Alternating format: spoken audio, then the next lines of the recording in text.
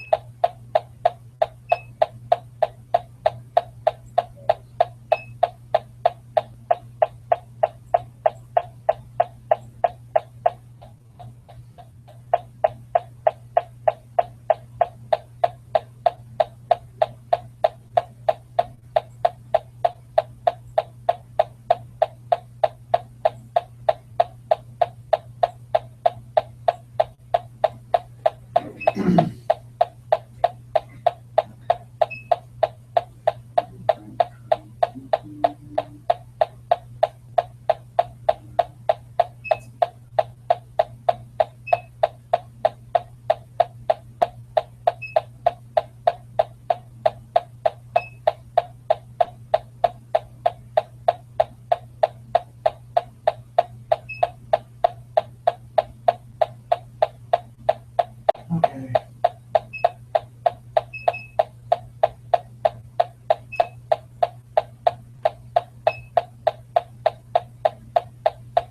Long.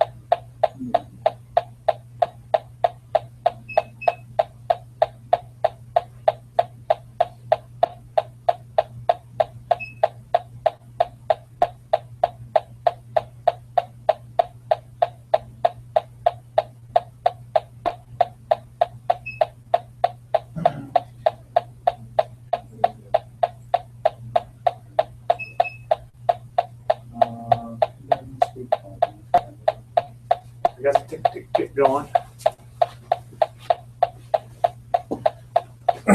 The tick, tick, tick over here is a hydrogen detector. Hello? Can you hear me? Testing. Is that camera working? Don't know. Is the microphone working on it? I can hear the tick, tick, tick. Yo. Tap on it, does it? Tap, tick, wobble. But you can't hear any tap? No. Ah. It's okay. There's audio coming. We just have to speak very loudly.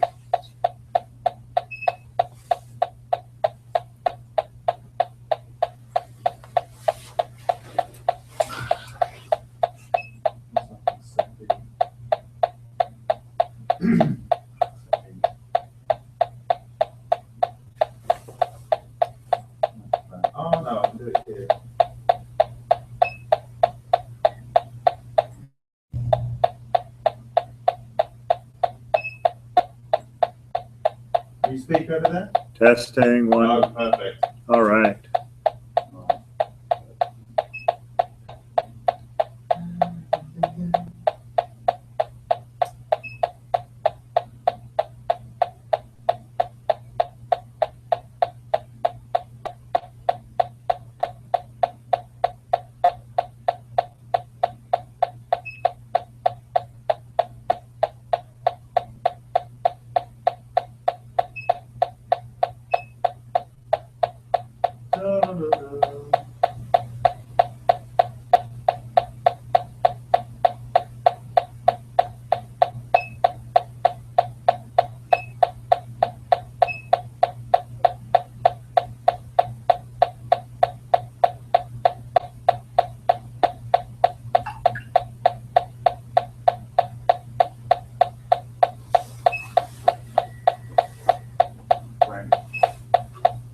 Thanks, Frank.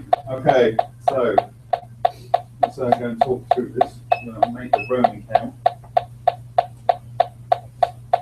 Let's start the video recording here.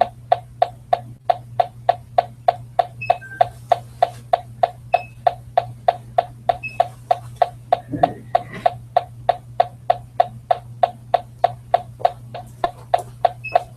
Start recording on this.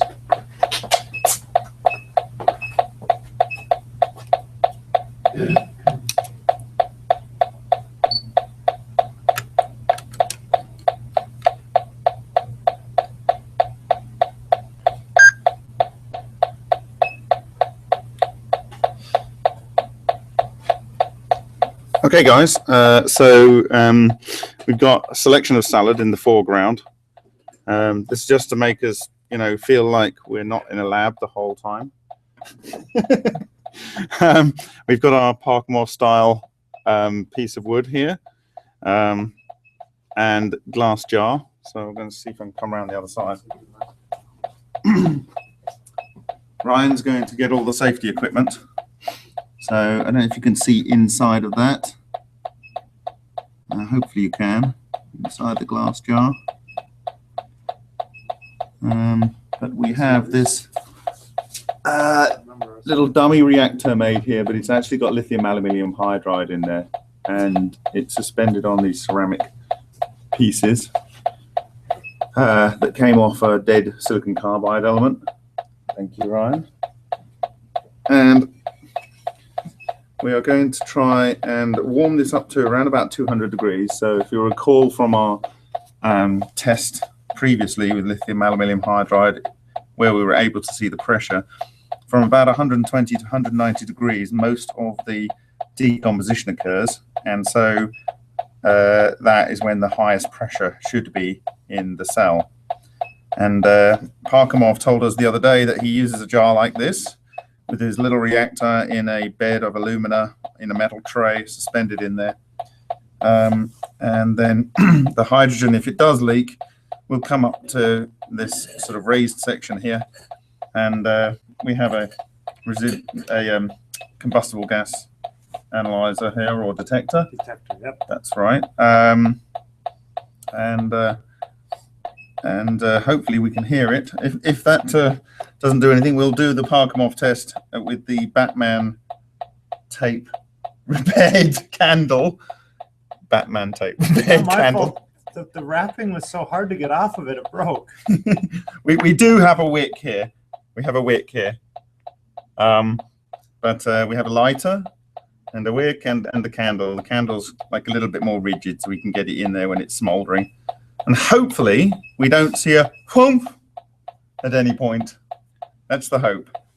So do you want to add, Ryan? We can put this right by the entrance here, and just, if any hydrogen starts to leak out, we might be able to sniff it. Yeah. Do you not think it would be better there? Good idea. Look at that. Wow, look at that. Beautiful. And then over here we have the temperature of a thermocouple that Alan placed very carefully earlier today in the center of this coil, which is very similar to the actual glow sticks that you've built, isn't it? Yes. Do you want to go and grab a glow stick? And then over here we've got just a DC power supply, which we're going to drive this coil to get it up to temperature. And we have some cilantro and cress, some little tomatoes, big tomatoes, and some. And this cilantro and cress, I think it's actually grown in your kitchen. Yep. Under sort of like a grow lights. Yeah. So here's the real deal. It's live. It's fueled. It's fueled. Ready to make history. So we have an Inconel wire here, 2 ceramic outer tubes, and they're to pump the heat, part of the heat back into the core. And we'll put a thermocouple at the middle here. Yeah.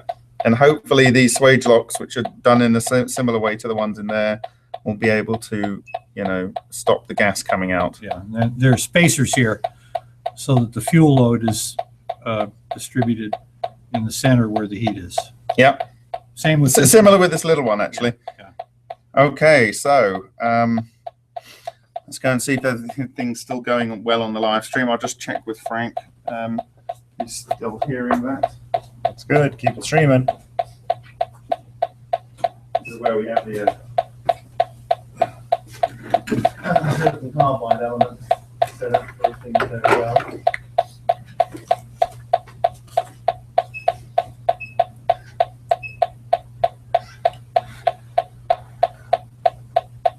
You want full safety glasses? These are polycarbonate. Okay. Mine too. I'm gonna go light one of these on me.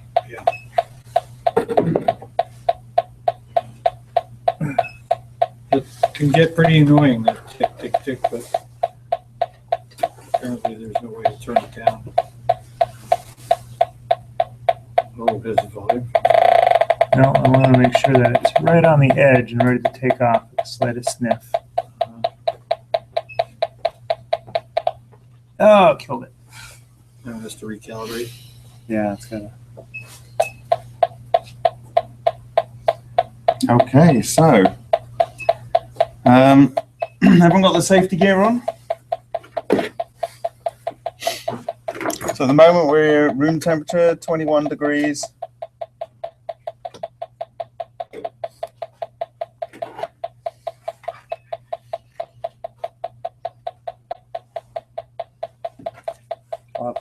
Gloves on when we light the thing off. Wow.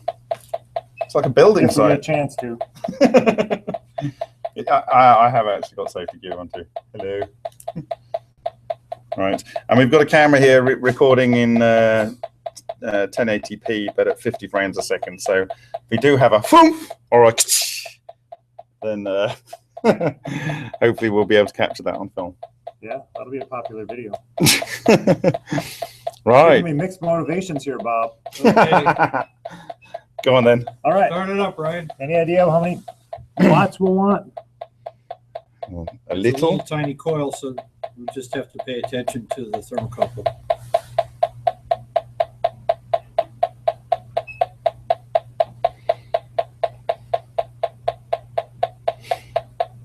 Now we don't know how quick this will heat up. We absolutely have no idea. We're getting no amps. Oh, just a minute. Do you have It a helps if I enable the output. Yeah.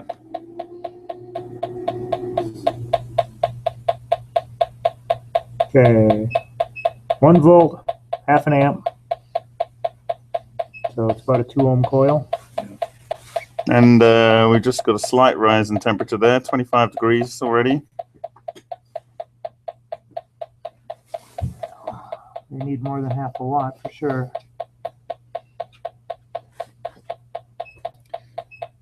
This is the 24 cam. It's looking through Okay.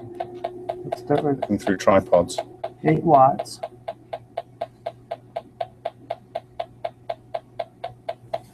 And we'll see where that takes us.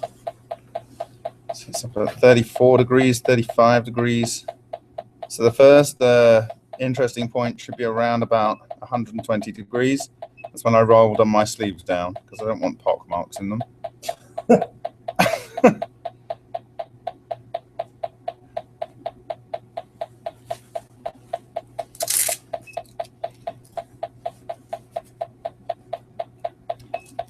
52 degrees.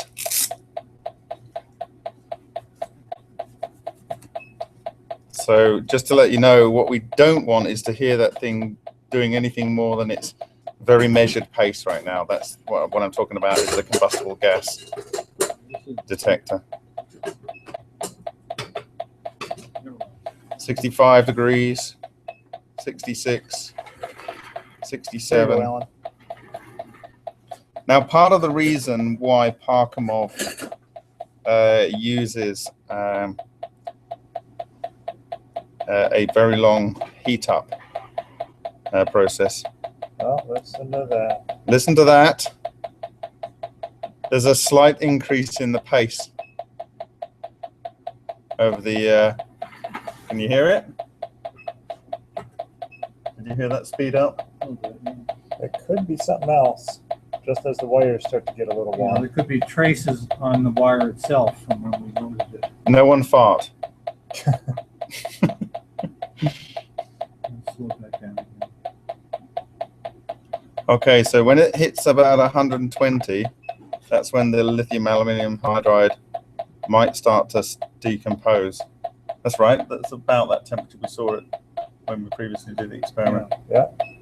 And my point was, if We there can was approach it a little slower if we want. if there was a little bit of the dust on the wire itself from the loading process, it would see the heat much faster than the thermocouple. Yes, there probably would be a tiny trace amount of dust. Yeah. And it would break down much sooner.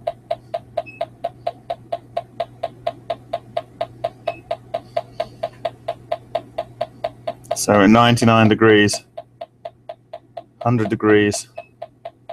How much power now? 8 watts. Yeah. You have a nice 2-ohm coil. Yeah. So, Alan, tell us about this coil. What did you make it from? I think it's the leftover piece of the Inconel 601 wire. Oh, it is? Yeah. So this is Inconel. We did a test winding, Yeah, yeah. and this was the cutoff piece, and it happened to be the right. Oh no, this is the test piece was way too short. That's right. So this is the piece from the color calibrator coil that broke in transit on the way here, and I clipped off the densest part of the coil and stretched it out, and it's still intact. And so that coil has seen a lot of heat already. It's well broken in. And as you mentioned, your color calibrator, some people got a chance to watch that earlier today. It was quite a fascinating experiment, and right at the end we had a really big bonus, didn't we? After it cooled down, we took a close look at the materials, and the first thing we noticed was the high emissivity coating, which is rated at 1,000 or 1,100 Celsius, does indeed change at even a lower temperature. As it ages, it changes color from a black to a greenish tint. And you can see the progression of the temperatures across the test bar by the color increments. Then we looked at the little dabs of castable alumina cement that I put on there. And you could also see a color change in those that Bob had talked about. And it's quite striking. It reinforces what we appear to see in the data, which is that the emissivity changes as the material heats up above, say, 900 C. It seems to go through a phase change, and it initially goes from almost white, a bone white, to a grayish color at maybe 400 or 500 C. And then as it heats above 900, it turns absolutely bone white. And there apparently is a drop in emissivity as it reaches that temperature. We have good data that supports that, and it bears further looking. But there's something going on with that material at high temperatures. And Bob, we concluded something important. Yeah, I think that you need to really understand the material before you're going to be able to use emissivity values. And also the reactor that you're going to be using needs to be basically heat treated to the temperature it's going to operate to. Otherwise, you're going to have it maybe changing its emissivity during its working life. Well, further testing would be needed, but I think it seems like a permanent change happens to the material. Mm-hmm. To test that, we would have to go back and start looking at emissivity at lower temperatures after it's been cured. Mm-hmm. If we find that the emissivity change is permanent, then pre-baking at the highest anticipated temperature would stabilize it, and then you could get meaningful temperature values of it through the entire range. So I think actually we've gone over 120 degrees, haven't we? Is it leveled off there, Ryan? What do you think? No, it's still climbing slowly. Still climbing, but we have gone over 120 degrees. So Yeah, it's saying 130 right now, and not a whiff of hydrogen from the detector. So this would mean that the first temperature where the lithium aluminium hydride is breaking down hasn't caused a leak. Yeah, well, It would not that appear. we can detect yet, anyway. No. And I've detected some very small leaks on Swagelok fittings and vacuum fittings. So I think the most nervous one of us around here is Alan, because this is really his baby. I'm pretty confident because when I tested this initially, I pumped it down on my vacuum system to about 30 microns, which is a pretty serious roughing vacuum. That's 30 millionths of a meter of mercury. It's equivalent to a millionth of an atmosphere. 30 millitorr is another way to, Yes, 30 another way to say millitorr. it. Yeah, I pumped it down to that. I closed the valve and I left it overnight, and the leakage was on the order of 1 or 2 microns of pressure per hour, which is probably just what's called off-gassing from the stainless steel parts and the various components. It indicates a minuscule leak. That's a vacuum-tight system. Then I put 120 psi of air into the tube, and I put a coil around it and heated it up to about 700 C. And I saw the pressure go up to almost 200 psi. And so that pressure held for many hours at that temperature. It didn't leak out. So with those 2 tests, I'm confident that this sealing method is a good one. The only doubt was because hydrogen is so prone to leakage. The molecules are so small that it will leak where nothing else will. And so this is an important last test to confirm that this sealing technique is a workable one for these kinds of reactors. And so the key aspect here is that you are effectively pressure welding an aluminum ferrule to the alumina. You could tube. say aluminium, Bob.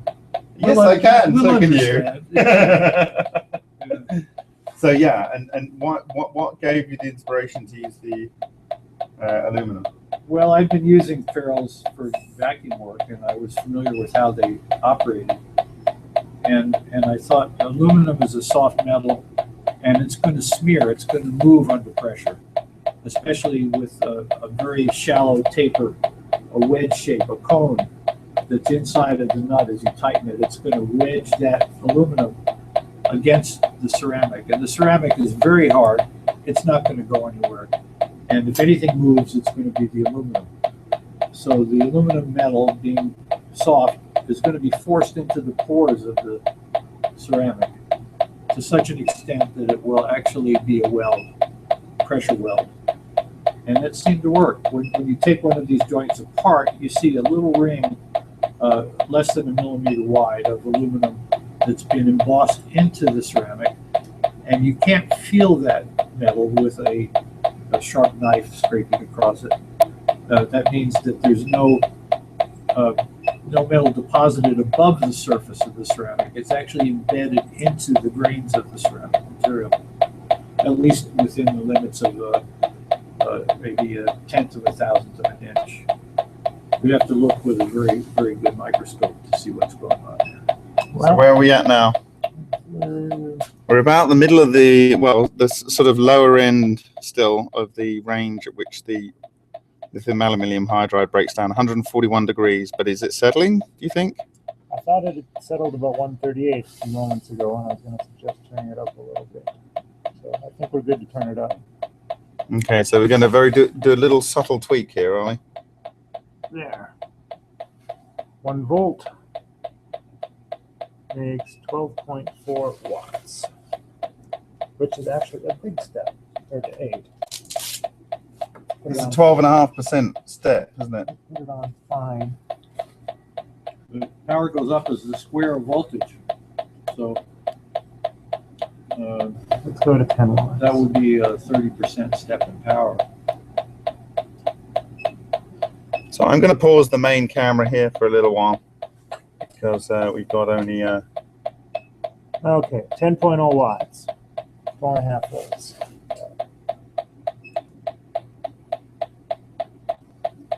okay, because we've only got like 2 minutes left on this camera, so we're recording on the live stream as well. Okay. So I was wondering, I'm sure the viewers would like more clicking noises. If we should have the Geiger counter here. I mean, we've got lithium aluminium hydride, We and can bring it over. I mean, it would just add, like, it'd be like a whole load of crickets, wouldn't it? Yeah, everyone loves that. Everyone loves the bing, the bing. Everyone's getting ready to write. Please, can you make it very close to the microphone? So, Alan, there's another test you did to kind of understand the ability of these Swagelok valves to hold on to the alumina. There's something very interesting that happens with this material. As the hydrogen comes out, the increasing pressure doesn't slow the reaction down because it's a chemical decomposition. It's a phase change, right? It's a phase change. It's not like gas coming out of a solution where you can force it back into solution with the increasing pressure. It's going to keep coming out until all of the hydrogen has been released, which means you can build up very high pressures. And Karkamov discussed this, and he calculated that we could expect pressures of up to 1,000 psi, maybe even higher. He said 100 atmospheres. And we actually saw 35 atmospheres in our first test, where we had the pressure. Yeah, and that corresponds to about 500 psi. That's a lot of pressure. So we calculated, or I calculated, the amount of force that would actually be exerted on that fitting that's plugging the tube, trying to pop it off of the tube. And I calculated at 1,000 atmospheres, it would be about 24 kilograms, which would be 60 pounds or so. And so I made some hardware. I took two fittings, attached them to stainless steel tubes that were bent into hooks. And I hung one end from a support. And on the other end, I put a scale weight, a basket, basically. And I started putting chunks of lead and cast iron, anything heavy I had around. And I kept adding weights until I ran out of things to add at about 34 kilograms, which is over 70 pounds, pulling those fittings off of the tube. And it just sat there happily, swinging in the breeze. I remember seeing those photos. It even looked like the thing was bending, but it wasn't falling off. At one point, the stainless steel tubing hook bent, but the tube didn't break and the fittings didn't budge. And that convinced me that the wedging effect of these fittings and the pressure welding creates a joint that's basically unbreakable. You would have to physically pull the ceramic apart in order to break that joint loose, unless you loosen the nut. And you got the aluminum ceramic from where? These are rods from McMaster-Carr. I don't know who made them for McMaster-Carr, who are distributors, but they're 99.5 alumina, which is a very pure grade. It's not the ultimate grade, but it's very strong. It's nicely made stuff. It's almost impossible to machine it unless you have diamond tools. And you've used something like a Dremel to cut? I use a die grinder or a high-speed Dremel with a diamond face cutting wheel on it. There's one sitting right there, Ryan. You want to hand that to me? Yeah, here's the tool. And these blades are replaceable. They're about $20 each, I think. I've gone through a couple of them cutting tubes in my experiments. And we also have a wonderful tool here. It's a diamond-faced sharpening grinder for tungsten carbide, silicon carbide lathe tools. That's over in the other end of the building. And so after I cut these tubes, I'm able to face the ends of them off to make them nice and smooth again. Because as you cut with this, the last little bit wants to fracture, and you're left with a little piece sticking out of the tube. So all of these pieces, I just cut them with this and faced them off on the diamond sharpening stone. So where are we? 170 degrees. Okay, the roaming cam's going to lose battery in a little while. I'm going to see if I can go and strap it to my laptop. We got a plug right here. Yeah, let's see what I can do. But it seems to be good right now, doesn't it? It's still that nice, regular tick, tick, tick from this combustible gas. Unless, of course, it's coming straight out the ends and coming up and collecting at the top there and just not yet enough to come out. You just don't think that would happen? In your experience, which is extensive. Yeah, well, there's a Not source of expensive. heat in there, so there's lots of turbulence, and it's going to be well mixed. and hydrogen just moves so fast it diffuses very rapidly.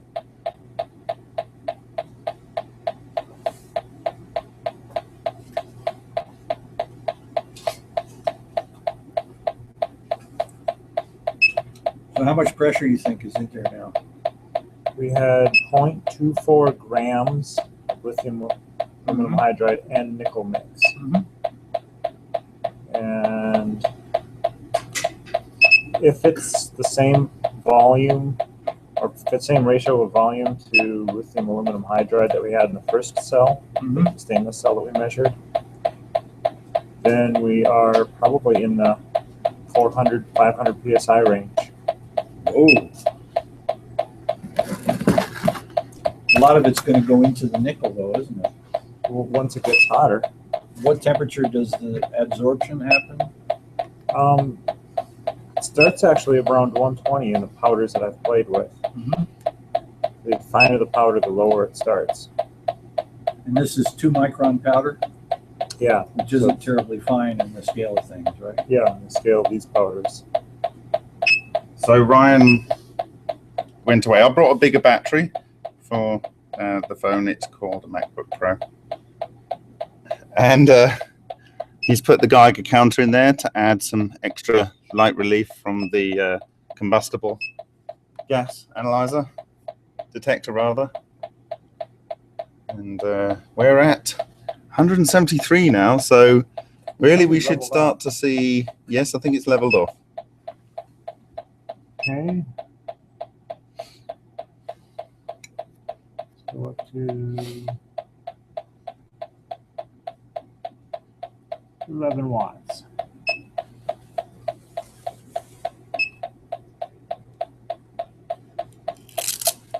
It's 11 watts. What's the resistance? That's still exactly 2 ohms. We're not very warm yet, I guess. It's not a big surprise. So that's Canthal A1. It only changes about 5% as it heats up. Actually, even less than that. And that coil was, the entire coil was 5.8 ohms, and it was, let's see, 40, 30, 20, 10 was the ratio of segments. So that's 120 turns. No, it's 100 turns. And it's 40% of 5.8, so something like that. Yeah, so how many difficult questions can we ask each other on stream? So I think Can we accept questions from other people? Let's do that. well, yeah, we can try. Is this a chair or not? I don't know. Can be. It seems comfy. The roaming camera appears to have died, so you'll just have to do without that for the minute. That's going to be a hole in the stream, but I'm sorry. What happened? It ran out Oh, of it's needs a little bit more juice before it can work again. Okay, so Amps on that. I can get my big battery pack. Have we still got audio from the webcam? yeah, I think so. Yeah.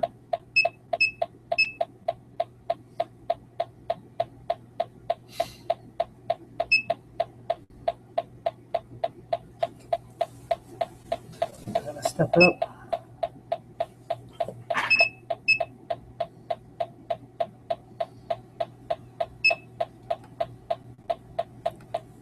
Watts. No, I'm not writing any of this stuff down.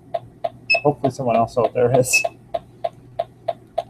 So Parkhomov said he took his reactor to 200 degrees and looked to see if which is above the upper temperature for the first decomposition, as the theory suggests and as our previous experiment showed. And so 190 degrees is where it should be at. And I imagine that there are parts of that that are actually in excess of 190 degrees already, because the thermocouple's in that gap between the heater coils, isn't it? Which actually, it will be slightly cooler. Yeah.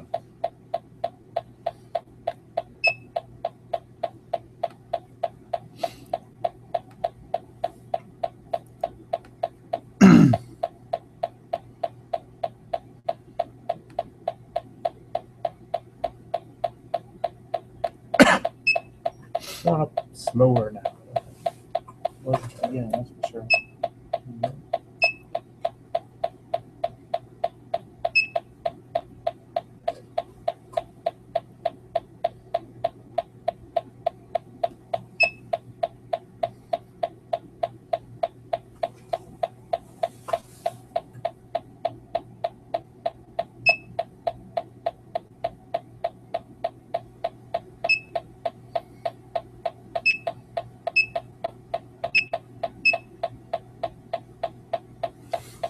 So no questions coming in? I'll post a question to ask questions. There were a few little beep beeps in a row there. I don't know if it's statistically important.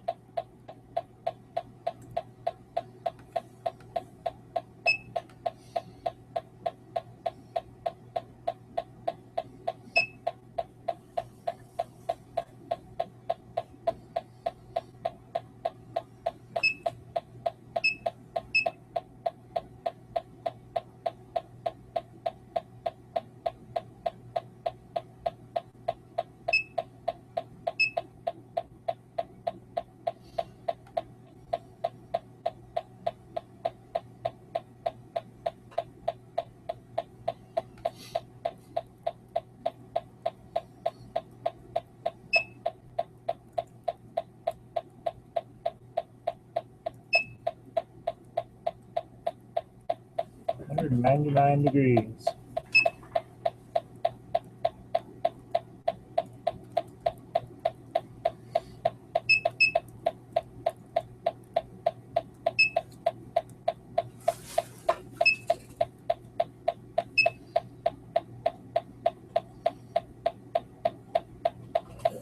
We'll grab our old thermal camera.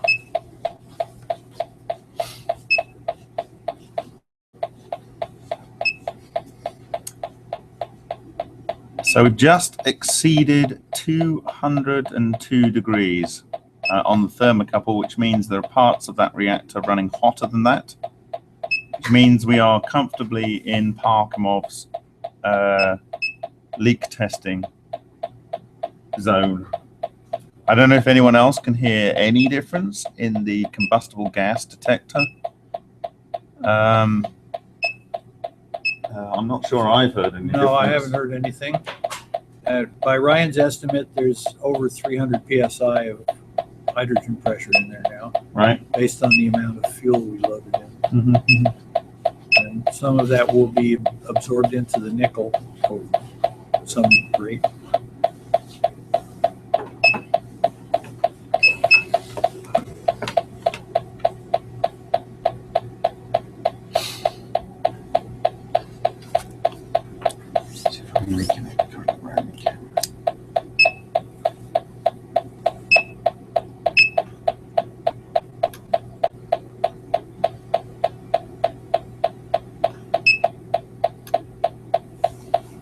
Another key design question in my engineering question in my mind is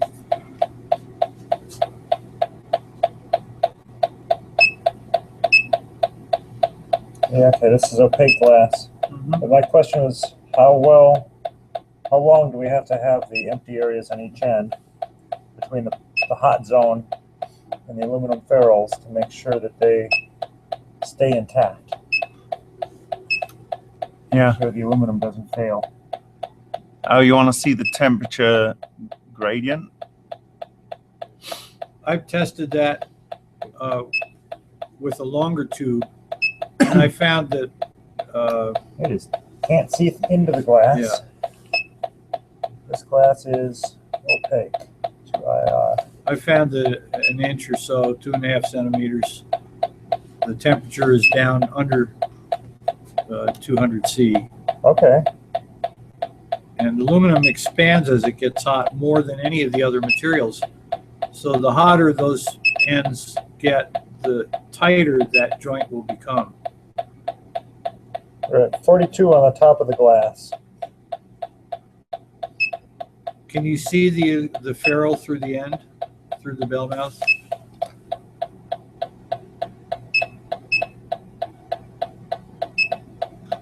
Yeah, it's really tough to tell what's what. Yeah.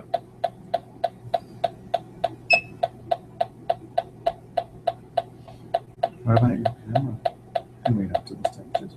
I can see something that's 150 to 160. Much smaller.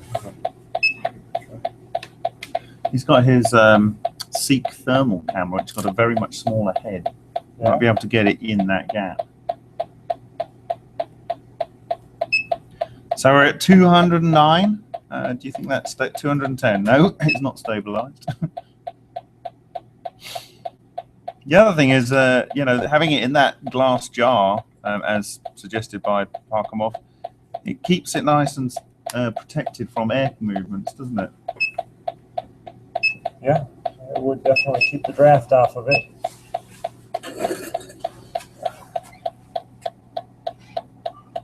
I don't know what kind of home Parkamov lives in, but if it's an old Russian apartment block, I bet that's drafty. Yeah.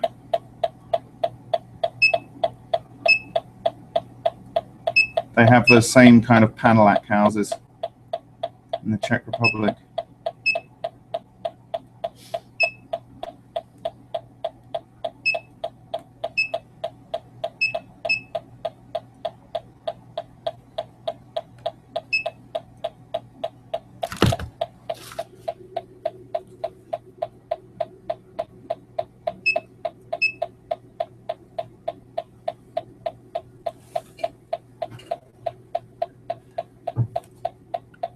So essentially, if this works, it means that you can build very, very cheap, simply made. You know, you could get a glove bag rather than a glove box for $30, and you could make your reactors very, very simply. Yeah. I mean, there's a fair bit of skill on producing the windings. So you take some Kanthal wire and a metal Spindle. spindle, and you wrap it around. Yeah. But we've taken some good videos this week, which we'll share, which really tell you all you need to know for making those.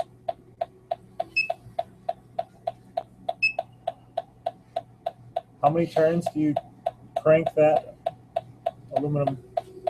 Or do you crank the Swagelok fitting? 1/2 turn from finger tight up to 3/4. At 3/4, there's a risk of breaking off a little tiny piece of the ceramic that extends past the end of the aluminum ferrule.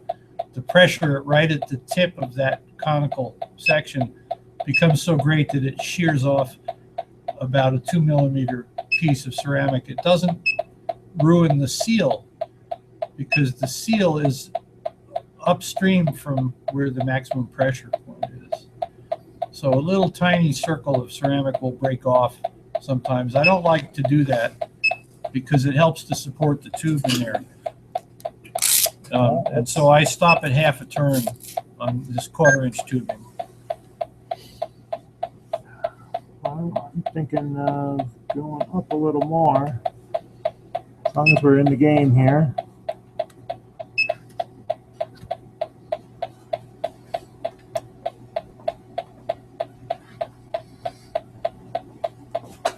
$15 watts.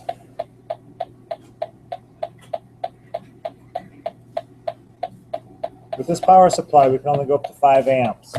Right. So that's probably 60 watts. Yeah. The end of the ferrule is at 35 degrees. There you go. So that's not bad at all. No. Can you take a picture of that, Alan? Can you capture that picture? posted up there.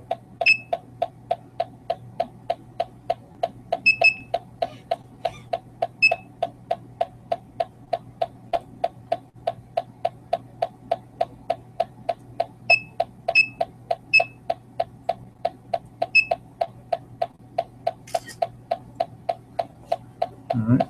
This experiment's no fun when it works. I mean, it's good for the next step. It's great for the next several steps. It's just not exciting to watch.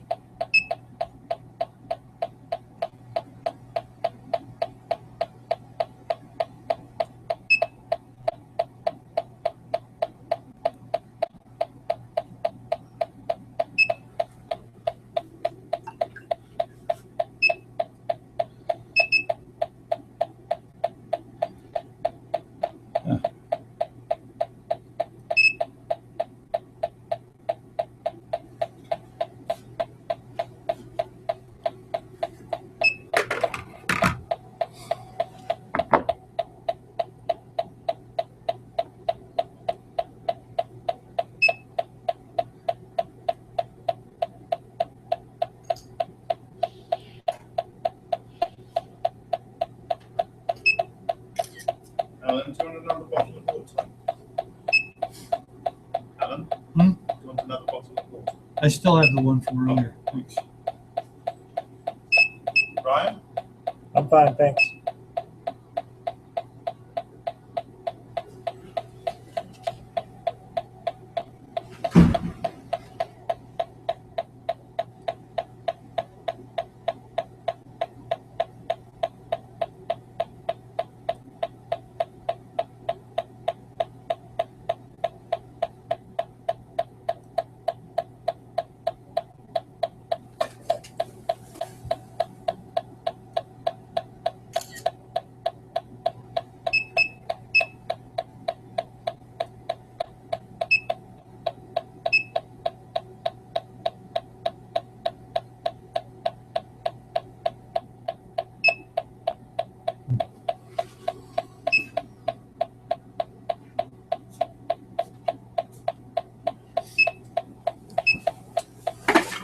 We're going to explore some higher temperatures. All right.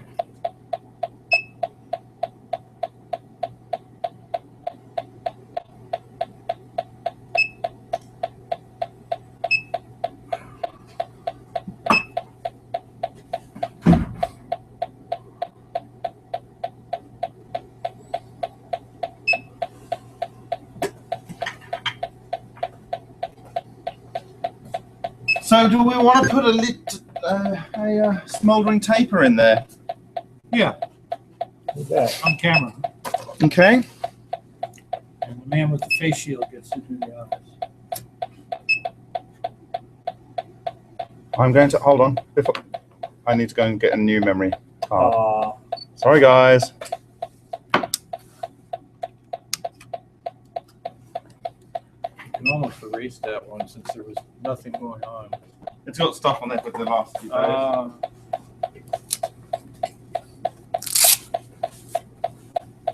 I'll just eat another sprout while I'm watching.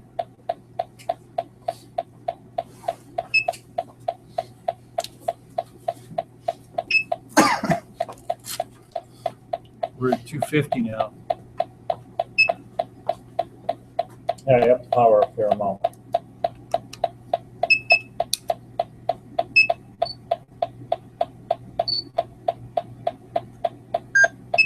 Okay, my friend. Aha. Okay, so the gas, like combustible gas detector hasn't seen anything.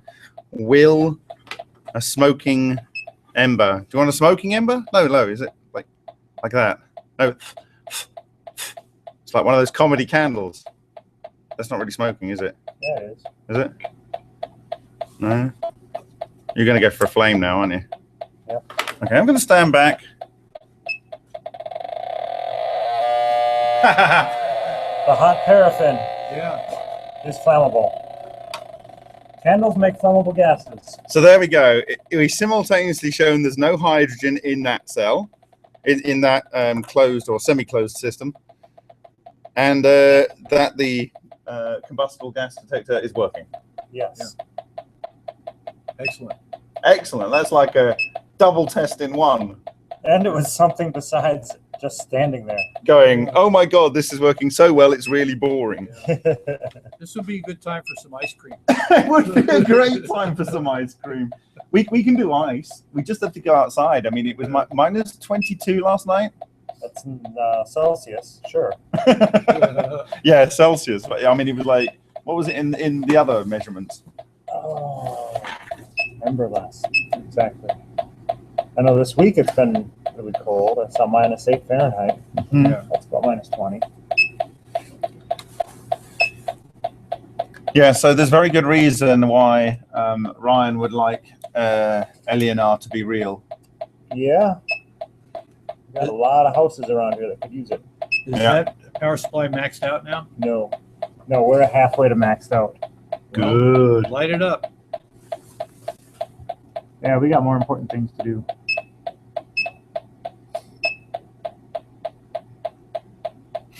Alan, Yes. I don't want to say prematurely, but congratulations. Thank you, Bob. And the same to Really? you. Really, honestly, congratulations. Can we keep it under, around the 350 degrees? Why? Just I think it's a nice temperature. The little okay. bird told you, huh? Well, we'll see what 25 watts gives us. I was going to crank it up really high, but Because we kind of need to let it soak there, don't we? If the nickel's starting to take on, we're through the temperatures at which nickel starts to absorb hydrogen, right? yeah, We know that from many of our different experiments. Yeah. Many of those experiments that didn't yield anything that everyone would get excited about, they taught us a hell of a lot about, things like loading of nanomaterials, micromaterials, and wires. And so, 300 degrees now. You've had to go to a lot of effort in the past to make reactors that would run at that temperature. Alan made this one today, and at least another one. 2 others. Yeah. One fueled and a controlled one. So of the glow sticks, you made a controlled one? I haven't sealed the end yet, but that's trivial because Yeah. there's nothing to seal. Yeah. It's just so it's got roughly the same thermal mass. You could put some sand in it. No, I mean the Swagelok at the end. Oh, yeah. The actual fuel is like about half a gram or something. That's right, yeah. But I found these fittings varied in their weight by several hundredths of a gram. Mm-hmm. Enough that I marked each one when we weighed the individual reactor tubes empty. I marked each of the fittings that I weighed with a particular tube so that after we assembled it with the fuel in it, we could weigh it again and get an accurate measurement of the fuel. Mm-hmm. I guess I assumed that they would be closer than 1/10 of a gram between each other. These small fittings like that. Mm. Yes. Well, you know what they say about assume.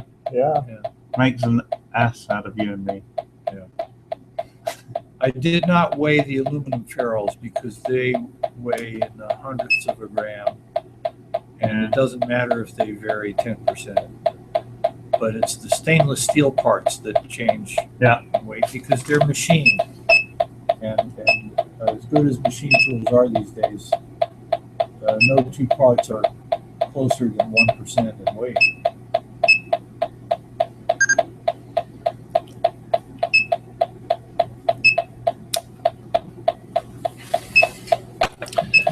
Well, the question is, do we want to see what temperature the silicon carbide element is running out? And maybe, I turned it off.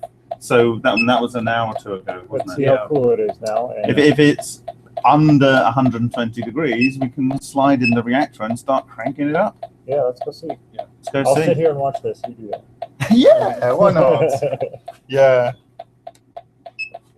It's the sort of experiment you can listen to, isn't it? It kind of is, actually. You don't actually need to Yeah, watch it. we'll wake you up in an hour or so. Yeah. This is my plan to get a nap. Yeah. Good boy. And all of the vegetables are perfectly safe. Yeah, No vegetables were harmed in making this video. not true. I ate some. Oh, Ryan. All right, so I have to warn you, I'm good for maybe another hour. I am.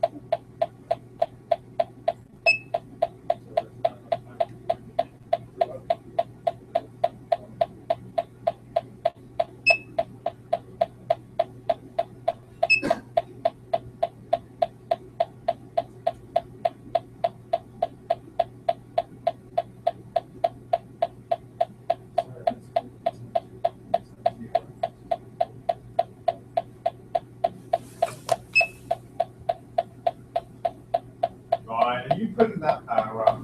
Oh man, camera's got me. He thought, if I can convince them to go over to the silicon carbide, put the power up. Well, the good news is the external temperature, which is not the external temperature, is down to 37. So I'm comfortable with this. I will do the honors.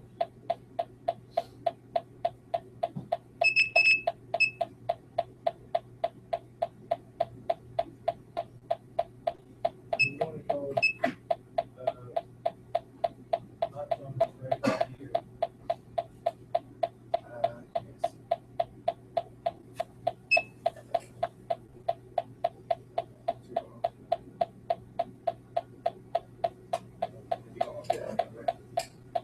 Oh, the only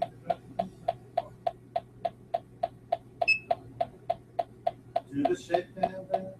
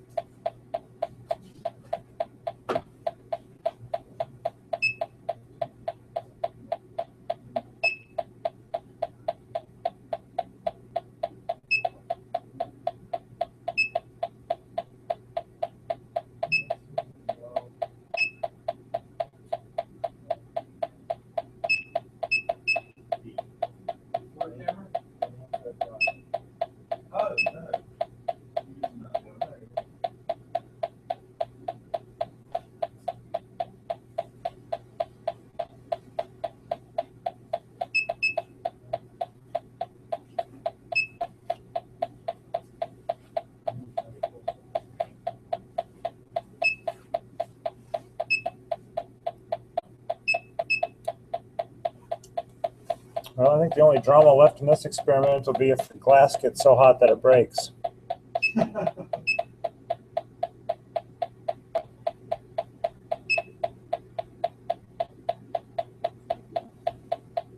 Hot spot in the cell is now 370. Yeah, so technically, well, I think we'll have a bit of a precursor to that because the conduction through the alumina might make the tape that is sticking the alumina to the bottom of the jar smolder. Am I hearing this go a little bit quicker? Should we be doing another test? Smoldering wick this time, I think. You took the way. Okay. How about a wick instead of the? Yeah. It still has wax on it. So bear in mind when Ryan puts this in there.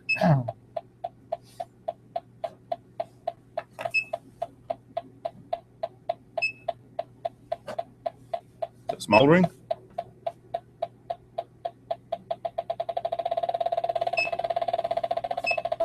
Now you want the flame, don't you? Nah. I don't want to drip wax on it. Yeah. It's pretty hot in there.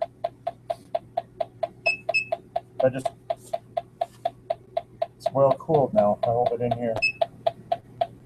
It's still hot enough, I think we're gonna, no? What's the temperature of the coil now? 370?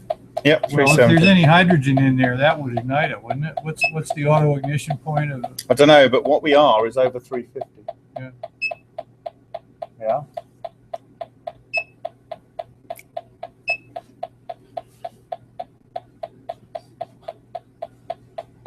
So one of the Russian researchers dialed down the temperature, and then he saw something interesting. Do we want to do something like that? Oh, by the way, everyone, you can follow on the dog bone test the fact that the silicon carbide element now is in has the loaded core in it now. One final note, a follow-on to this proof of concept. Our co-conspirator, Bobby Higgins, has a design with a tiny little tube attached to the Swagelok fitting that's going to feed a gas analyzer and a pressure meter, pressure gauge. And so at some point in the not too distant future, we'll be able to do this and watch the pressure rise as the hydrogen comes out. Yeah.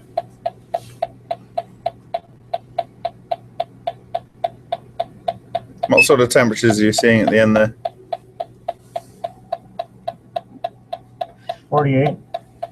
Comfortable. About the same as the top of this, is about 48. So the risk is that you get up to 700 degrees on the ferrules, which is not really likely, is it? Absolutely not. No. It's a fairly, although alumina, sintered alumina is quite a good conductor of heat. Better than stainless steel. It's just, there's a big thermal gradient. I'm not sure it's better, Ryan. Well, according to the numbers I looked at in the table, it was. Yeah. It surprised me. Yeah. Well, I think the bigger danger is that if we get hydrogen in there at 50 atmospheres or 100 atmospheres, it's going to conduct heat just like a metal at that pressure. And so the hydrogen gas itself will transport heat to the ends. And that's why a close-fitting filler rod is important. It prevents the hydrogen from circulating to the Swagelok ferrule. This particular piece, I attached I fixed the rod plugs in place with just the tiniest little dab of super glue, just so they wouldn't slide down into the fuel mixture. And on the other reactors, the rod was a little bit better fit and just was pressed in place. Of course, the good thing about this is, you know, if you want to reuse something, I mean, one of the most expensive parts is the alumina, and you know, none of the parts are really expensive. no, but I mean, relatively, Yeah. I mean, you can actually use the Swagelok end caps again. You just need to buy new ferrules. And how much are they? The ferrules are $1.26 a set, so $2.50 a ferrules. Yeah. And about for this short reactor, it's about $8 for the aluminum tube, and another $3 or $4 for the rods. So it's a $25 reactor that you can build in an hour, literally. A thermocouple is the most expensive piece. Well, they're running about with the fiberglass sheaths, they're $5 or $6 on Amazon. Yeah. If you want a calibrated one, that's a different story. But the whole assembly is easy to build. It's inexpensive, and it seems to be reliable. Whilst we are saying that, the nickel powder, you know, if you do get exposed to it, there's a potential for lifelong allergy to nickel, which is difficult because you have that in coins. Yes. Amongst other things. Aluminum hydride. Don't even think about doing that at home. We have a glove box here that Ryan introduced me to today. We purged it with argon for about an hour. Yeah. I mean, the challenge is there that, you know, if you get that exposed to water and you breathe some of the vapor, or It's deadly poisonous. it's literally deadly poisonous. Yeah. Yeah, literally deadly poisonous. So there are a lot of things that are deadly poisonous, and if you know and really are cautious about handling them, but It needs the proper equipment and the proper procedures. Yeah.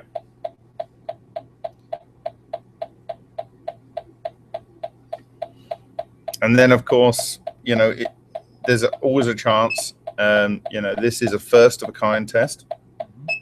There's a chance that the pressure on the Swagelok could cause stresses in the alumina.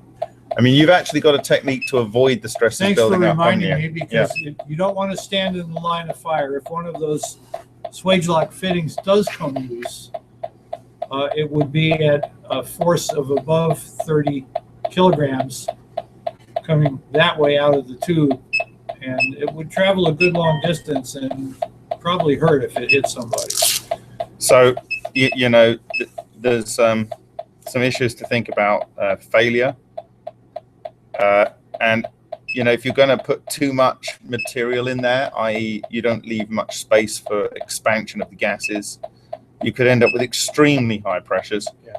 And one of these devices, you know, completely fracturing. So, Yeah. I mean, there's a little bit of genius in the simplicity that Parkamov's got there, because he's effectively looking for leaks, but also providing some level of protection from an explosive event. If I had my choice doing this particular test, instead of using glass, I would use a polycarbonate enclosure, which is also known as a safety material. It doesn't shatter into little shards. It tends to crack nicely, and it's used as safety shields. Ryan's wearing one to protect his face. Do we know how warm the glass is to see if there would be a problem with polycarbonate? 50 degrees. So I think polycarbonate, you have to look at Well, it's pretty good to 100. 100 degrees. So where we're at now with those spacers, you might need to have more spacers off the base so it's more centered. But there's a potential that you could use polycarbonate up to this temperature. And then they use that like in bulletproof, you know, to protect from bullet firing. I've actually shot bullets at polycarbonate. Yeah, it's used in safety windows. Lexan is a form of polycarbonate, very common plastic. Eyeglasses are made out of it too. Yeah, I think probably some of the ones that I've been wearing around here at Hug.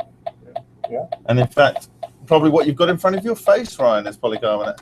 Yeah. Wouldn't be surprised. In fact, I got 2 layers in front of my eyes then. Yeah.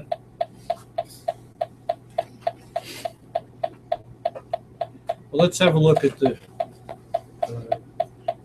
serious heater over here.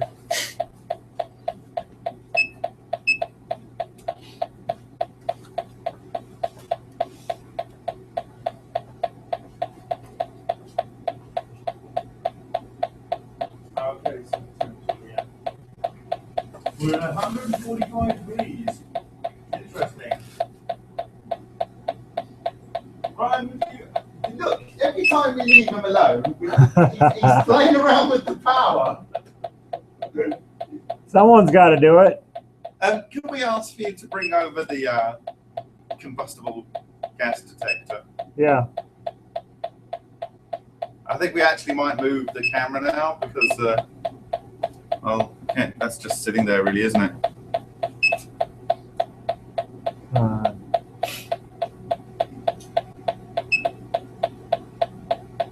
We're already well into lithium aluminium hydride decomposition. Yeah. So I'm gonna move this camera here round to where the silicon carbide element has been warming up the reactor there. Let's see if this will work. Mind the lead, guys.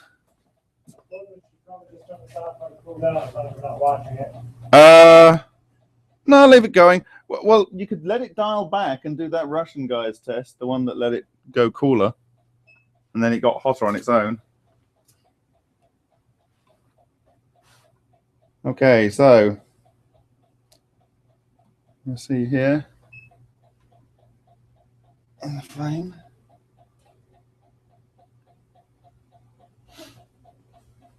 And we are currently sitting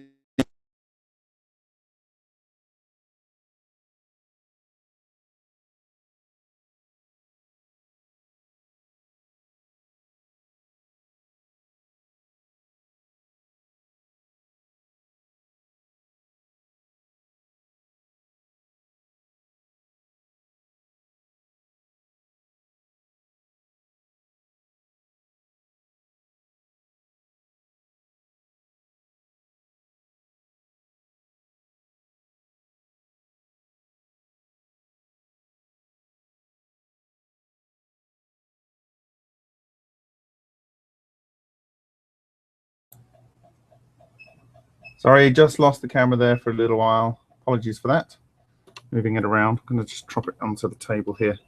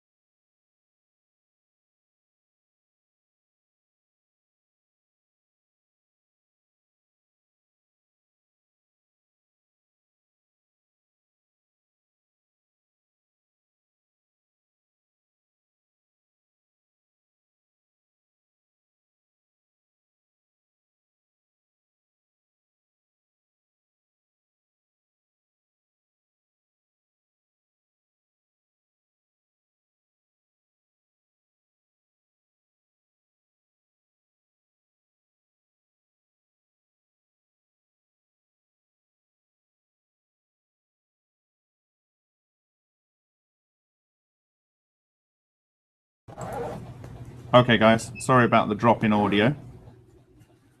So let's switch that back to there.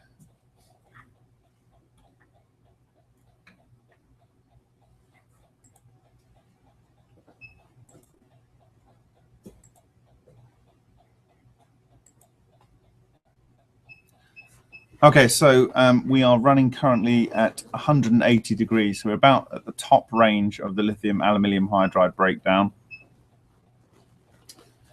And Ryan's just asked the question, do we want to bring over the combustible gas detector? And I think we do.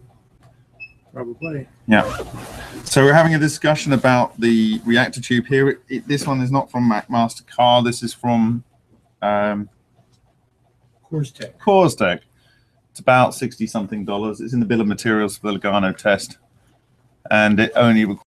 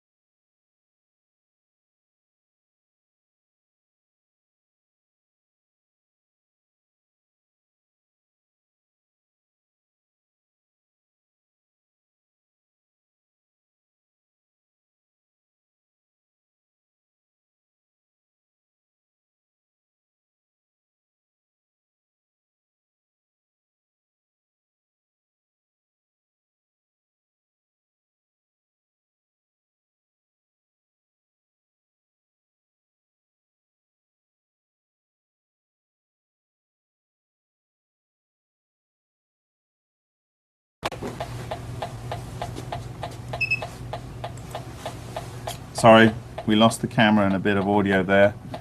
Moving this USB lead around. So Ryan has moved over the combustible gas detector to see if we are going to be leaking any from this tube. And we're about 188, coming up to 190 degrees in the internal temperature there, which means we're about the peak of the first breakdown of lithium aluminium hydride. How much mix of lithium aluminium hydride and nickel powder did we get into this cell? I think it was only 0.36 grams. Mm-hmm. If I remember the numbers right. Alan has them written down. I'm going to put a time on the feed here. Okay.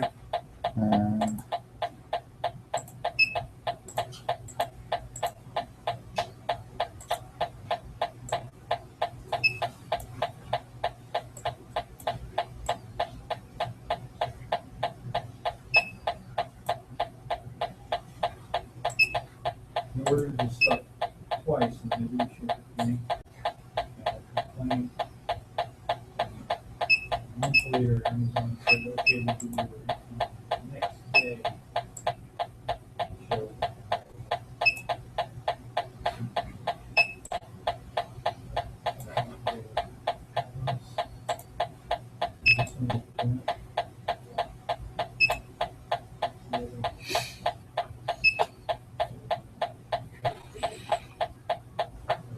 Barrels are there.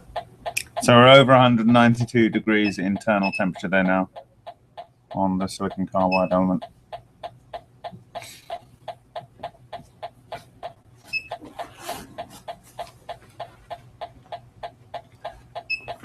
Move that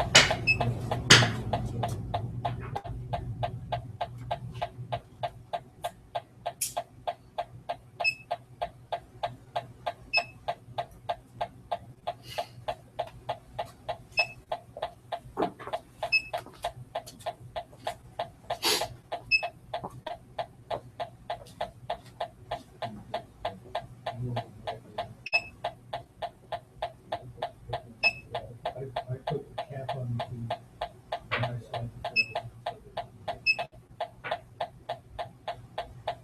Are you powering this or cooling it down, or holding.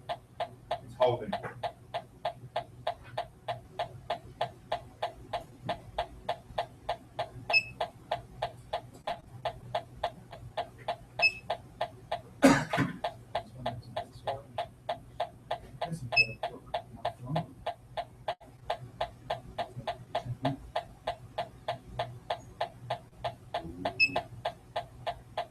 What's the plan with them?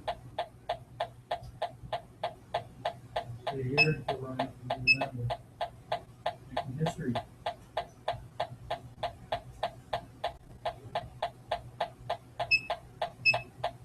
Ready to run. I'm gonna get an No. You marked one as a dummy? Yeah.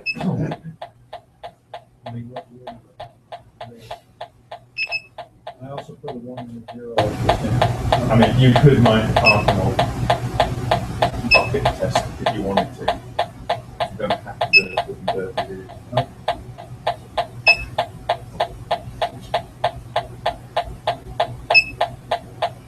I'm leaving the chemicals here.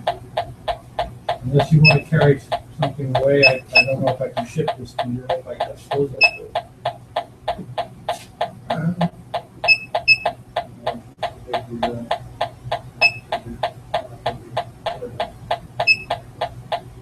These are Oh, you can't take that. these came from a carry-on legal kit. Oh, right, so it's under, yeah, but what they do Pharmacy. sometimes they have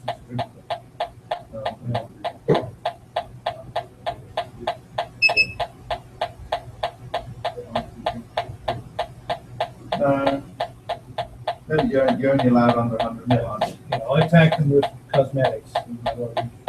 I had some shampoo and I didn't can have- see you putting a little study in there. Yeah, I didn't have, this stuff is used everywhere.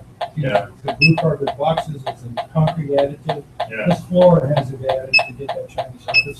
Okay. That's how they make that shiny concrete. So, I wouldn't drink it. but- Yeah. And this is for repairing fireplaces. for instance. And that's- Okay. I tried 3 different brands, and this is the best one. Cheers.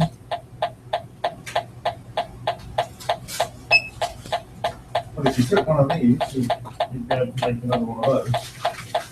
Now I'm taking my Canfa wire, Yeah. the 18 gauge in this, Yeah. and I can order more stuff from an extra car, and it comes in 2 or 3 days. That way I don't have to carry it around. Well, that's a reactor, isn't it?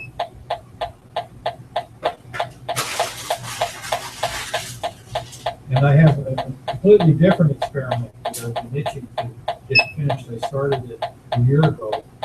I'm building a Mizuno cell, plasma cell. Oh, lovely. Oh, yeah, lovely. Yeah, and I got a nice window for it. Spent $100 on a window so I can put a webcam on it. And I've got a power supply, 3 kilovolt power supply built. And so I want to put 20 millibars of hydrogen in there, pump it down, put a little hydrogen in. And I've got nickel electrodes made, stainless, spark plug pass-throughs. Yeah. All that stuff's ready to go. I just need to machine the conflat end plates and bolt it together, and it'll make a nice show on the internet. And then I can, since samples of the nickel foam Yeah. and have Brian look at them in the electron microscope. Yeah. That's some of the better electron microscope. I've tried, I've talked to the university, Okay. you have to be in the graduate studies department. I'll just sign up for course. I've already used up my free passes for graduate courses. I've matriculated. What does that mean? Sorry. And I have to be admitted to graduate school as a student, and they don't take masters, I have to be fiber optics. Okay. 20 years ago, maybe. Thank you very much. Do you want to take this now? Sorry, income. It's light. Yeah, It goes to 14 and 13 degrees, and it's got nickel in it. yeah, I'm not sure what I'll use it for. But it has nickel in it. Yeah, And so we have two people that say claim success with nickel in their book. I'm kind of thinking, since the cell design and Bob Higgins' approach lend themselves to gas forming, you don't need the lithium hydride if you've got a bottle of hydrogen. And I have a bottle of hydrogen at 1,500 psi.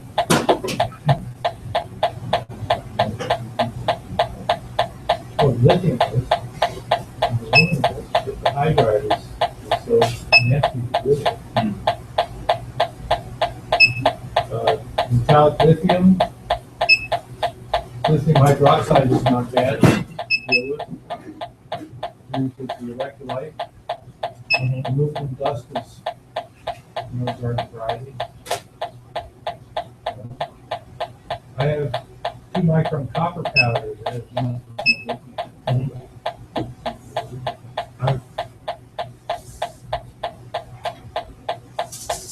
We've got to get the flat servers on camera. Okay. Lab coats, hard hats.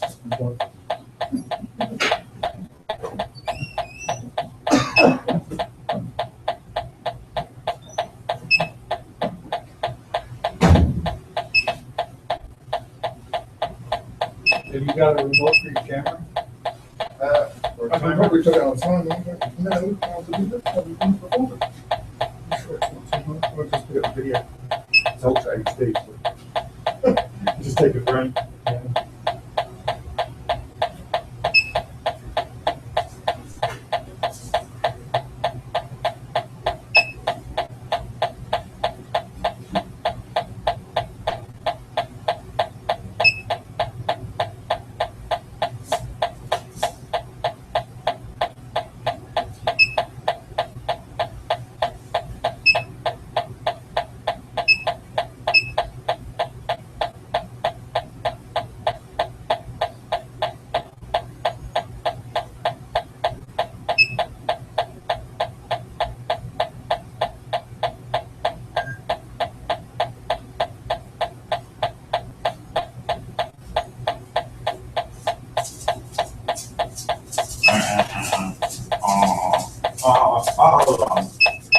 No. Oh, All right. oh, mate. oh, All right, mate. oh,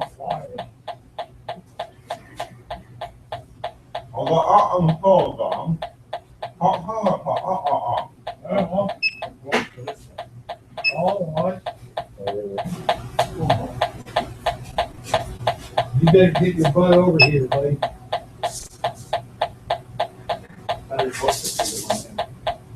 yeah. How? Really?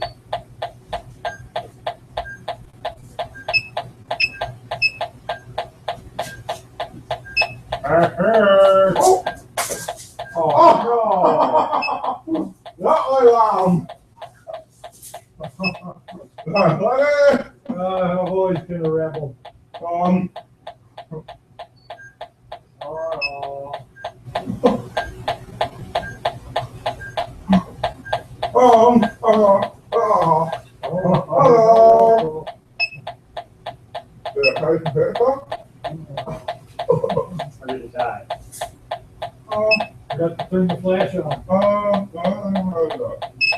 We need the red eye effect.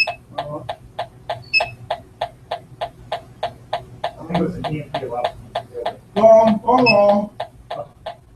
Okay. Oh, you're excited. Okay. I heard it. Okay, it's not a lot. Okay, let me. That lot, I heard it.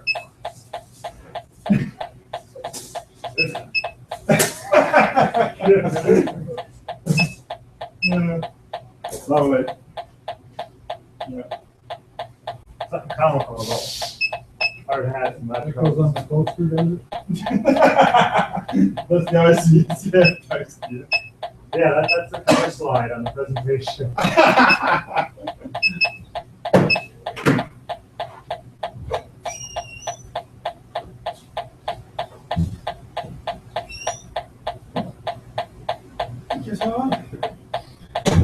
And on that note, I think I will take my leave. Okay. You got everything all cleaned up? All your stuff is cleaned up? I think I do. I need 2 rounds.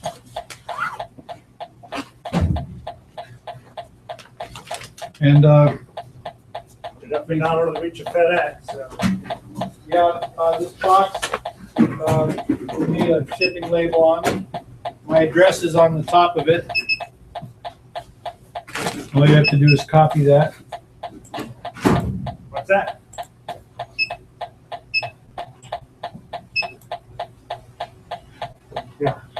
Okay, we're at 213 degrees. I'm going to crank it up a little.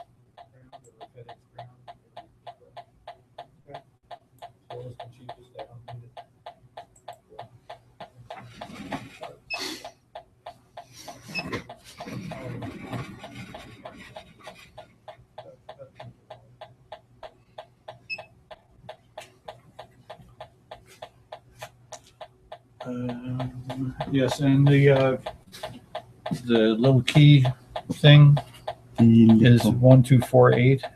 No, At it's the not. Oh.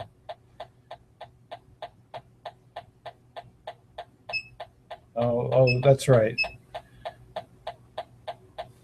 That's a binomial progression. Yes.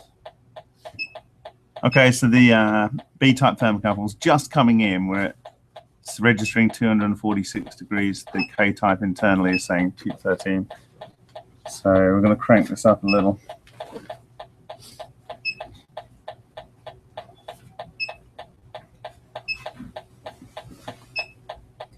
So we're at 100 watts. 213 degrees there.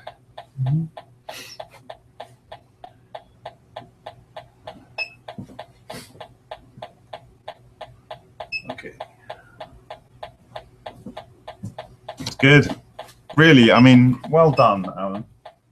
Well done. Everything's working. Yeah.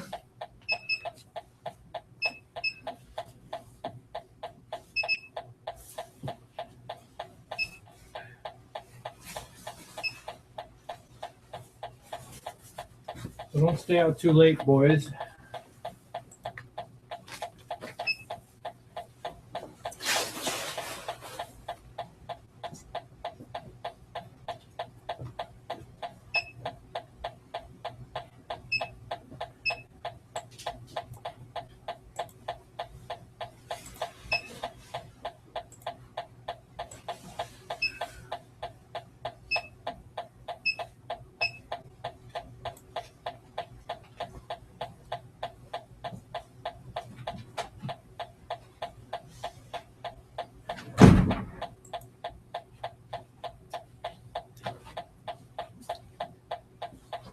$219, $250.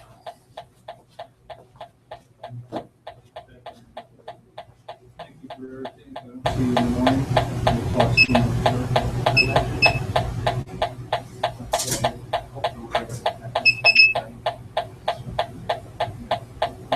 We won't be on the road, but- I have to go. See you in the morning or not? I don't think you make it.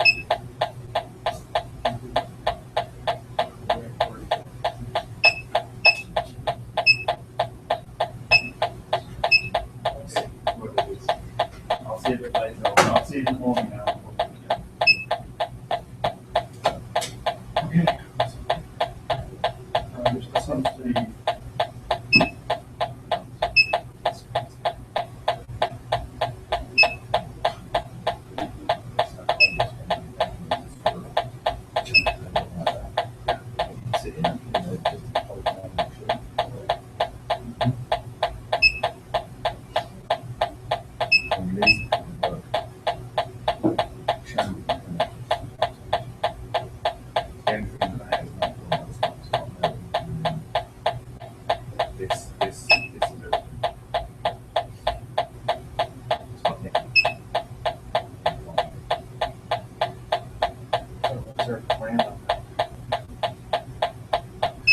You've got two choices. One is to put it in.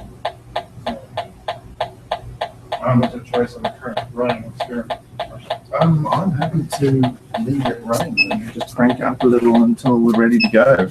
I Okay. mean, at the moment we're on 232.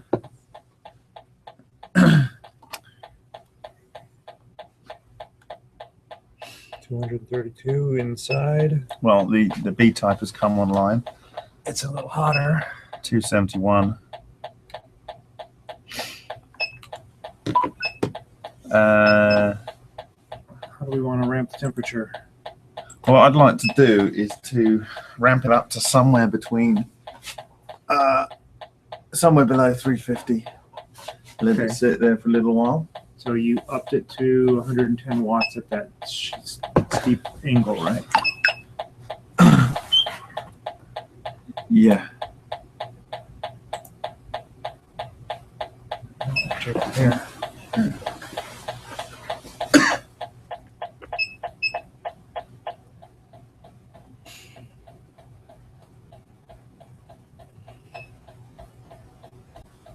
What was it from before that? It was at 40 watts. No, we had an intermediate step. It's on the video. I'm not Okay. doing snapshots on this. Okay. I'm recording a video. In fact, it's the same video that's been recording for an hour and a half. I won't tell. Let's see what it's from then. I'll just look back before I can do that. I will stop the recording and start recording so that we don't end up with a bad file. I'll take a screenshot there. Compare it out to the crowd and I'll start recording the video again. Yeah, so I'm going to start backing up. Yep. You got a lot of things to back up. Yes.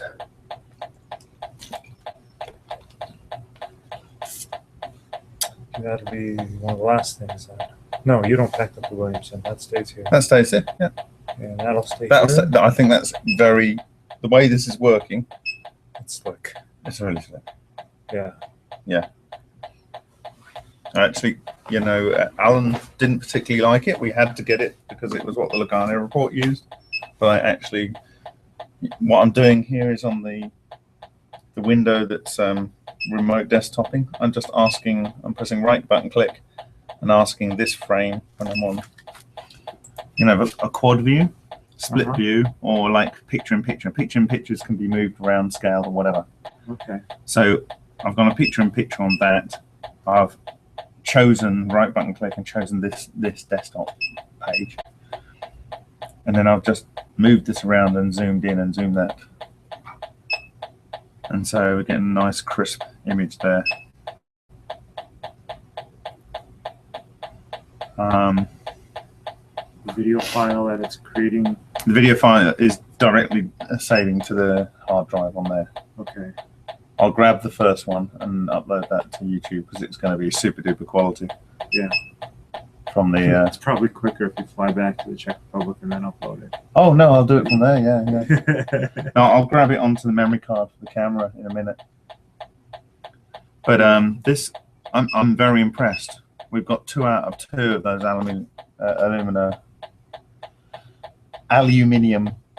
aluminum ferrules that have sealed hydrogen in past the decomposition point.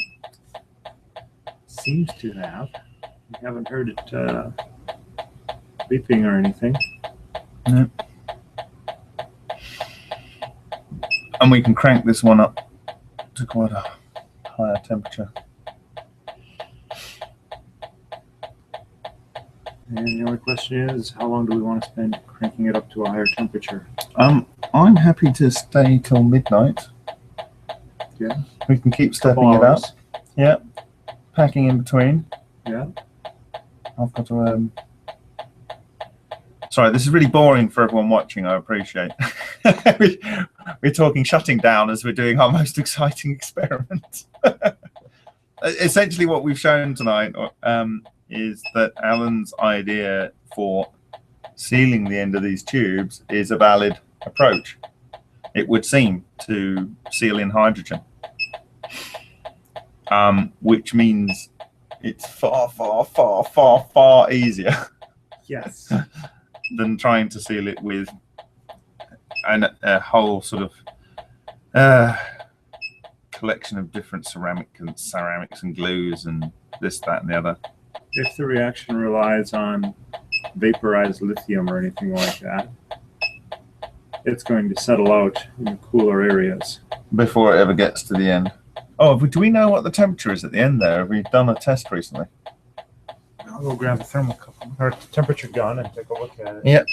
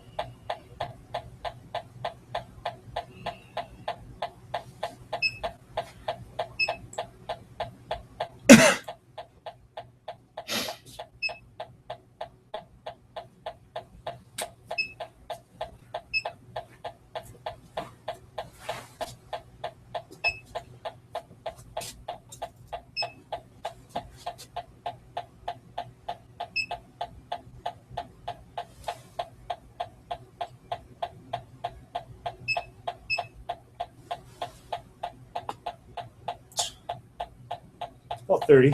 30. How about right next to the? Can you see right next to the silicon carbide element? Silicon carbide element tops out at 220 or so.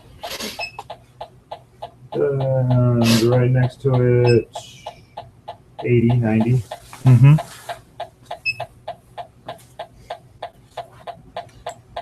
Nice.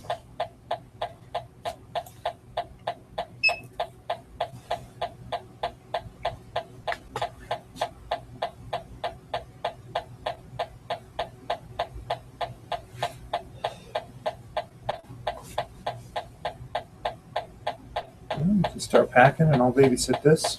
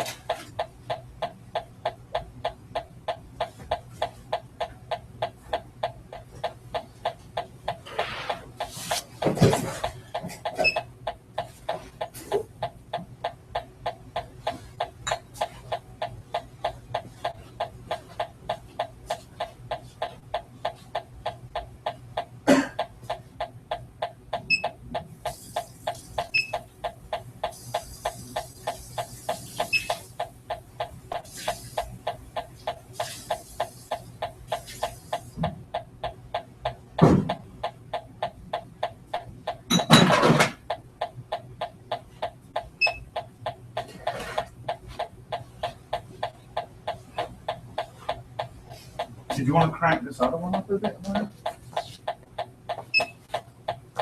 Crank it up back.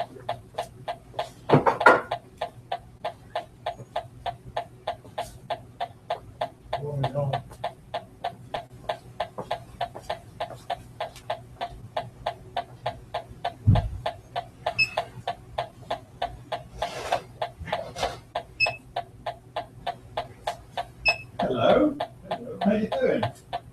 Yeah, I saw the lights on.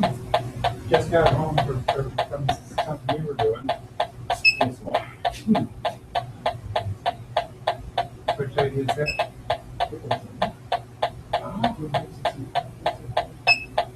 Very nice. You know, so you have to get after it next to the problem. Way through the decomposition of the aluminum hydride. No pressure on it. Or what's the type? It's sensitive. And we still use the flame. Yeah.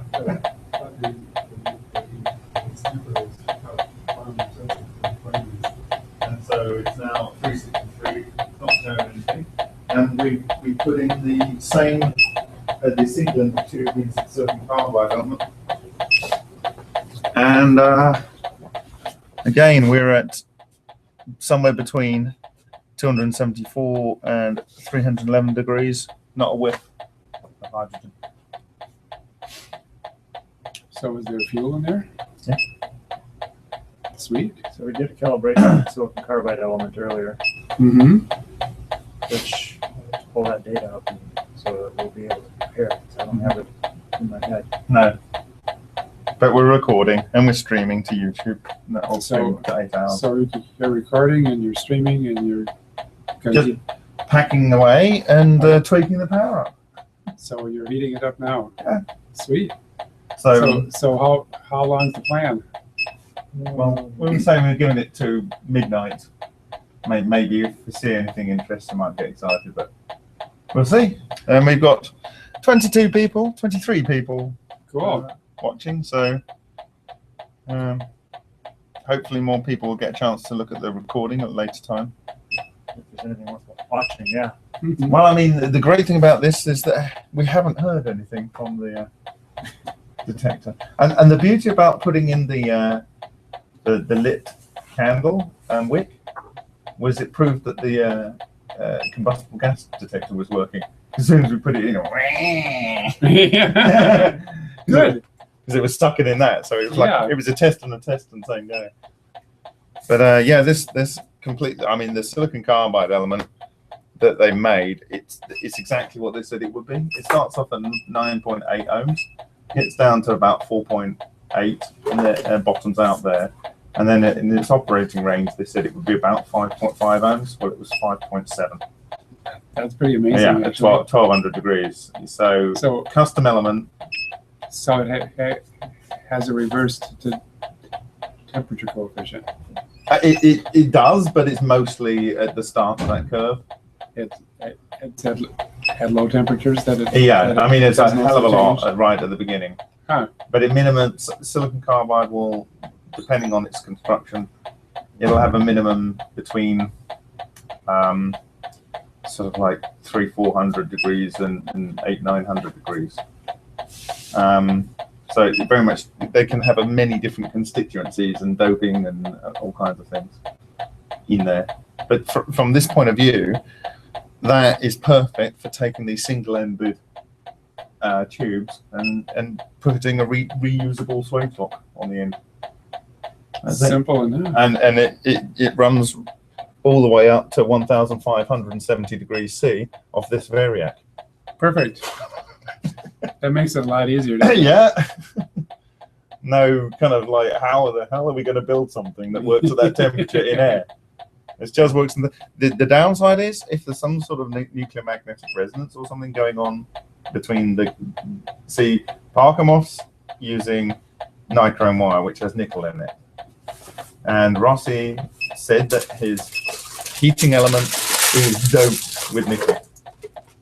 Mhm. Now, nickel in the core, nickel in the heater winding, is there some sort of transmitter receiver going on? This won't do that.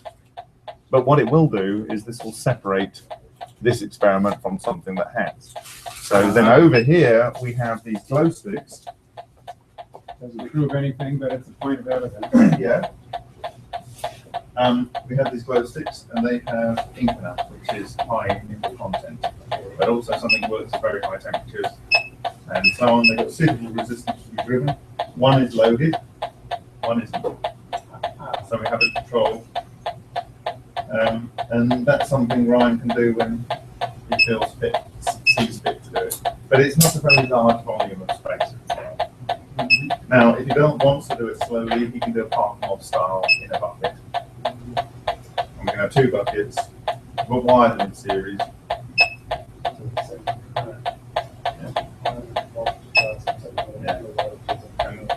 Yeah.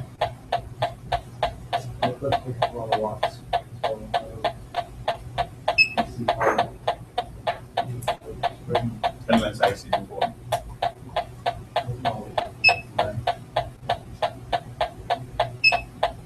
So yeah, cool. Well, whose car was out there? And he's going.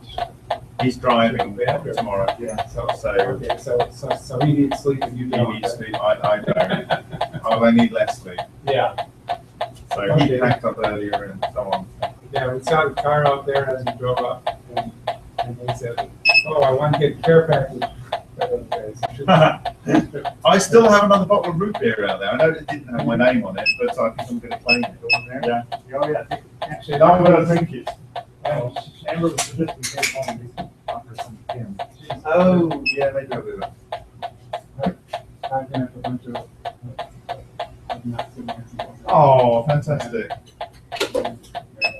I don't think Ryan has any intent to be that late. But, you know, if the Geiger counter starts going skits. Yeah, that would change everything. Yeah. We'd still want to get out of the building. Play some film there. Yeah. Film, what's that? Yeah. There's a company called Kodak a couple decades ago. Yeah, that's right. It was, wasn't there? And the thing is, they invented the first digital camera. But they didn't follow through. I had the first digital camera. Really? Yeah. Wow. The DC-10. Digital camera 10. It was 800 by 600. And I bought a 96 megabyte card for it, which cost £160. Uh-huh. Dominated. Now you can buy a £21 mobile phone with dual SIM Nokia that has a higher resolution. Far higher. Well, it's no, actually it's only like 800. No, it's the same resolution. Oh, Yeah, okay. it was 600. It- But It's actually 21 phones. That's the real cost. yeah, it's £21, including a lot more memory. 100 megabytes, not nice. So these jars are yours. That was from your house. Just put that back. It's nice.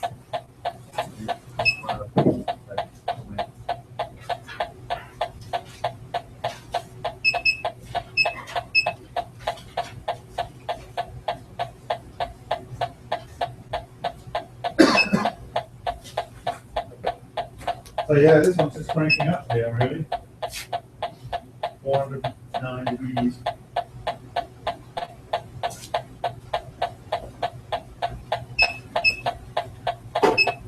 Audio box, of course. Yes.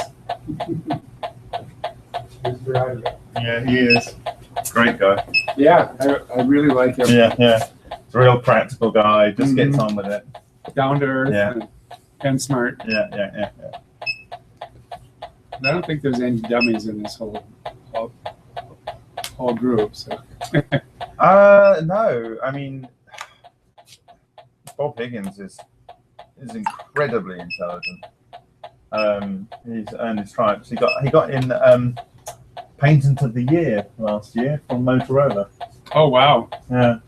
I mean, within all the patents that Motorola developed in that year. there must be a lot of competition. In Motorola, yeah. Yeah. Yeah, so that, I mean, he got that in his final year. I think it's something he did earlier on, but it's something to do with how to bolt in add-ons onto, kind of like a wireless like a, not a phone, but one of these kind of walkie-talkie type things. I don't know what Is it's this one called. live? Or is this one damaged? That one is in a bad way. That one suffered in the event. It's kind of working and not working. Couldn't be one of the $5 webcams that blew up, I right? think this was a $15 one. Is it? No, that's Microsoft. I think it was a 50, 60, something like that. Don't throw it completely away. I mean, it has done as a service. It might still be working to a certain degree. Maybe it's cured its pinko vision. That was the Pinkervision one. No, that was the one that was always dodgy on your little stand. I'm gonna throw it away just out of spite then. If that This camera has no problem. So yeah, and you can just swap it in and out. And Ryan's just had a look. It's actually, even now that the part of that reactor tube is at 326 degrees, in the core, the end is still only like 30 degrees. I love it. You know, you can actually handle it. So So I like that stuff acts as an insulator. yeah. And it's hydrogen tight. That still blows me away, actually. Yeah. Well, I mean, they're kind of designed to be hydrogen tight, aren't they? Just not necessarily against aluminum. What I mean is that the rod itself. Yeah. Oh, yeah. Well, that's something we don't know, but what we do know is when we had that in there, there's no hydrogen leaking in that thing. Right. And you got it hot enough. Yeah. This is yours, isn't it, Bob? That is the MFMPs. Yes. And you're gonna take it with you. I am. Yeah. If I can get a chance to see Parkamov, we might want to stream one of his videos, if possible. You're touching the end of the reactor. Did you want to do that? No, I want to cut this. You're sawing rather than scissoring. Yeah, so, and this laptop has been absolutely brilliant. It's not folded once. Even when we took this up to the max, we were trying to take it up to 2.2 kilowatts, to the very max of this particular its capability with the resistance of that element. It tripped the switch, didn't it? And this carried on doing its job. That's why I like laptops. That's why I like laptops. They are the new desktop. Is this the new one? This is the new one, and it's great. And who It's bought great. that? I'm not entirely sure. It's on the company card at the moment. Okay. The idea was so for now it's ours. Huh? Best Buy. They have a great return policy. This is a tip for experimenters out there. There is a company that will let you take a piece of laptop away for 2 weeks. We said we might want something just for a short period for some experiments, and Can I have you can return them. 20 of them? I've got a big experiment. I'm not sure that would work. We kind of wish we'd got it like day one, but it wasn't an option. So there we go. Anyway, I'd like to say thank you again to all the people that made this experiment possible and the series of experiments this week. How's that angle? That's pretty good. Oh, yeah. That's mine as well. Oh, the project's fine. You I'll keep grab it. the You other keep one. it. Keep it. We'll swap it out. Okay.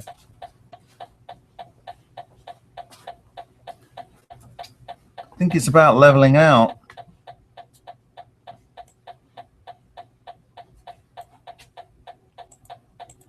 Let's put it on 45 minutes.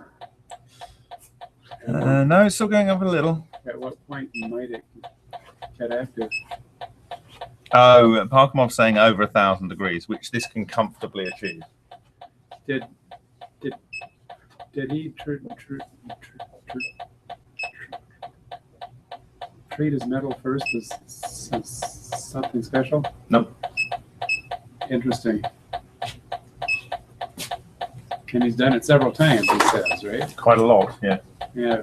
But I wonder if there's any magic that has to happen that he hasn't documented.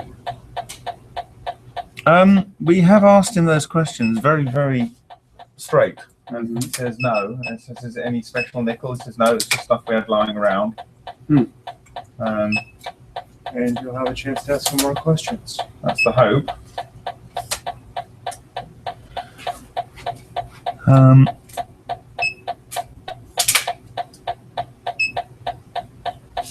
Well, I think I'm going to pause this video chunk and take a screenshot and crank it up a little bit more. Okay.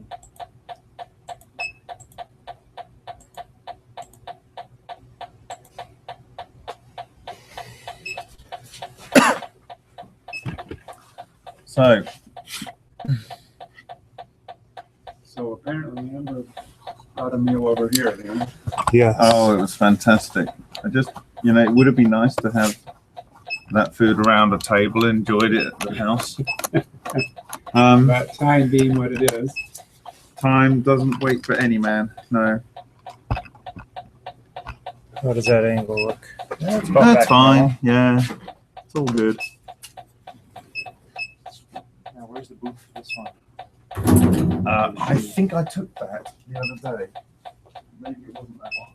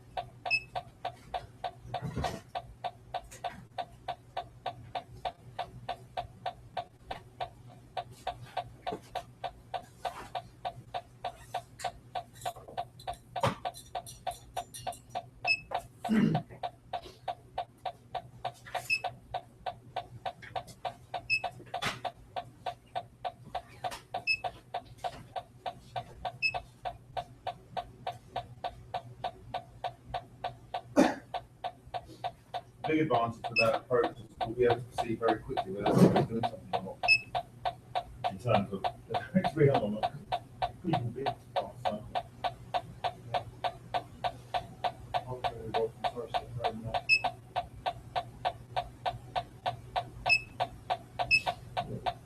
Okay.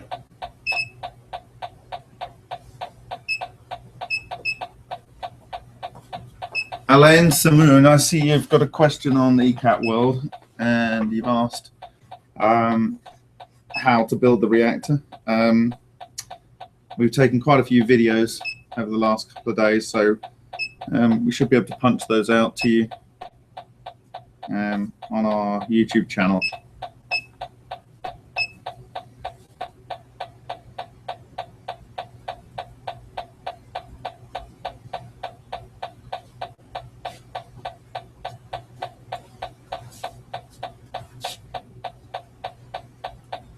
Okay, we're ready to take it up a step. I've taken it up considerably. Oh, I just haven't pressed the button here. Sorry guys, you're not seeing exactly where we are. 15 minutes. Doink. There you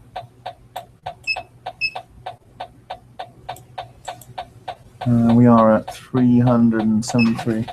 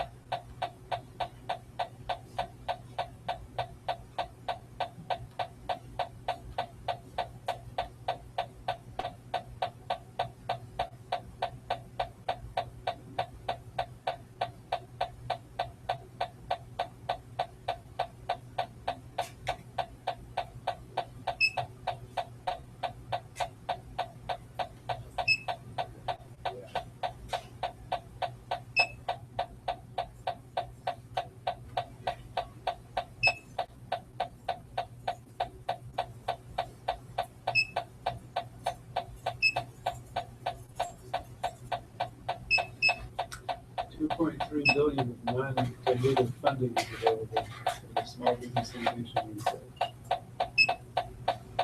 Good. I think I'll take it. Yeah. What'd you say? 2.3 billion of non-dilutive funding is available. These things sound good until you find out you need to know someone before there's any chance. No one can do anything with that.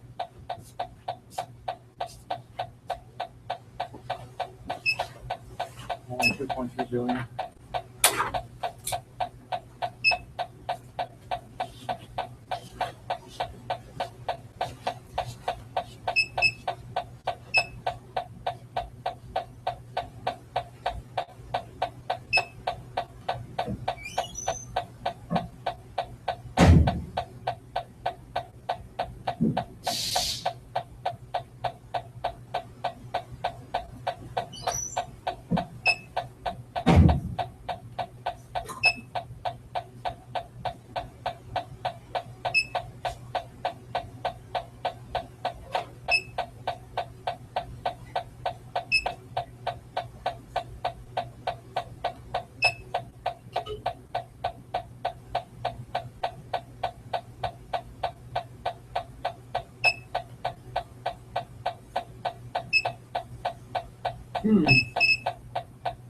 $7.5 million of that in Minnesota is reserved for businesses in the rural area, and all by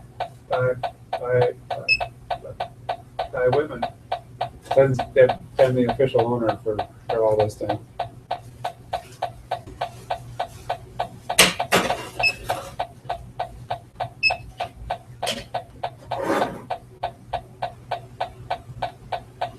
Oh, that's just a tax credit there. You got to make money in order to use a tax credit. Still, it's not to be sniffed at. Okay.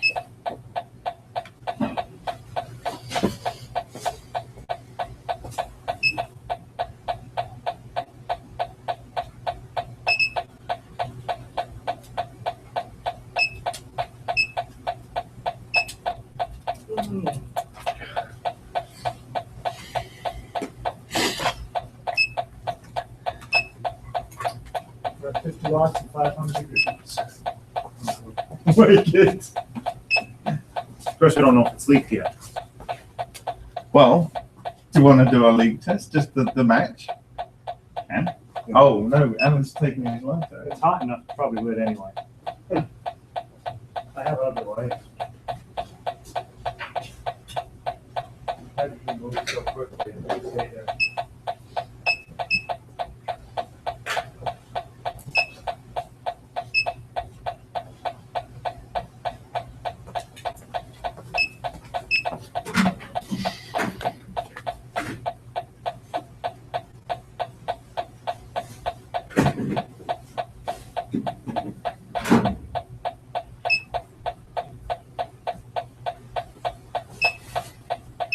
I think we can safely conclude that this heating element will not melt. I'd like to see it try. And if it does, something really serious happens. Yeah, wouldn't mind seeing it try. It shouldn't melt to what, I don't know, 1900 degrees or something? It melts a hole in the floor, though. I hope it doesn't hit a pipe. Yeah. About 5 inches down, I'd have to burn through 5 inches of concrete before it has a chance of hitting a pipe. I think it'll be okay. Paul's here, and he's talking about the fact that this building, it's very amazing. It was minus 20 or so degrees centigrade outside, and in here it's toasty warm, and they have this system where they have a kind of like a sun-facing wall, and it's got like a kind of greenhouse made of polycarbonate, and that captures heat, and that gets pumped up into treated copper panel hot air heaters, right? and then that gets captured and thrown back under pipes under the floor of the building. And it's all very well insulated, and it's extremely comfortable in here as an operating environment, and an exceptionally unpleasant place to be outside. Yes. And I finally worked out why Ryan walks like he does. It's because of snow and ice. He walks very deliberately, lifts his feet and paces. And it just made sense. As soon as I started like walking like Ryan, I wasn't fearing for my life every step at the ice rink. So I've got your funky USB extension leads. Can we just zip those?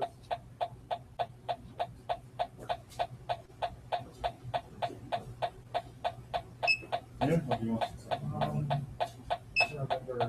I'll need one of them.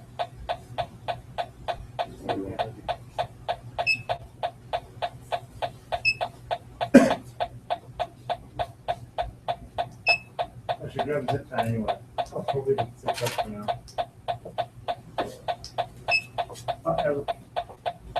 Never mind, that's one of them. Okay. I'm sure it'll be more forced to tie up.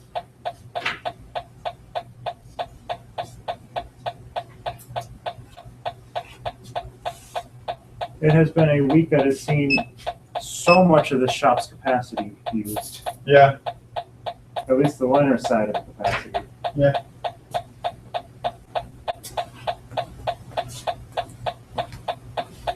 A week ago, the machining side was custom fabricating new plastic caps for the dog bone molds, and Wow. Yeah. so yeah, And, pretty and, much- and a new mold. yeah, Yeah. it's a lot of capacity being used all in 1 week.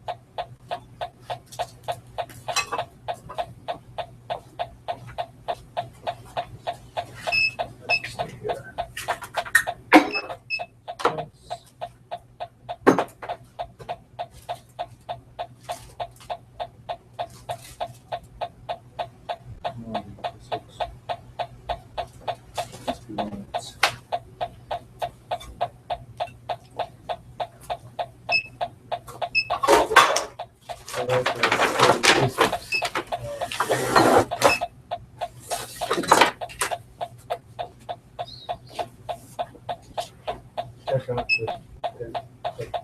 the signal and where it's from.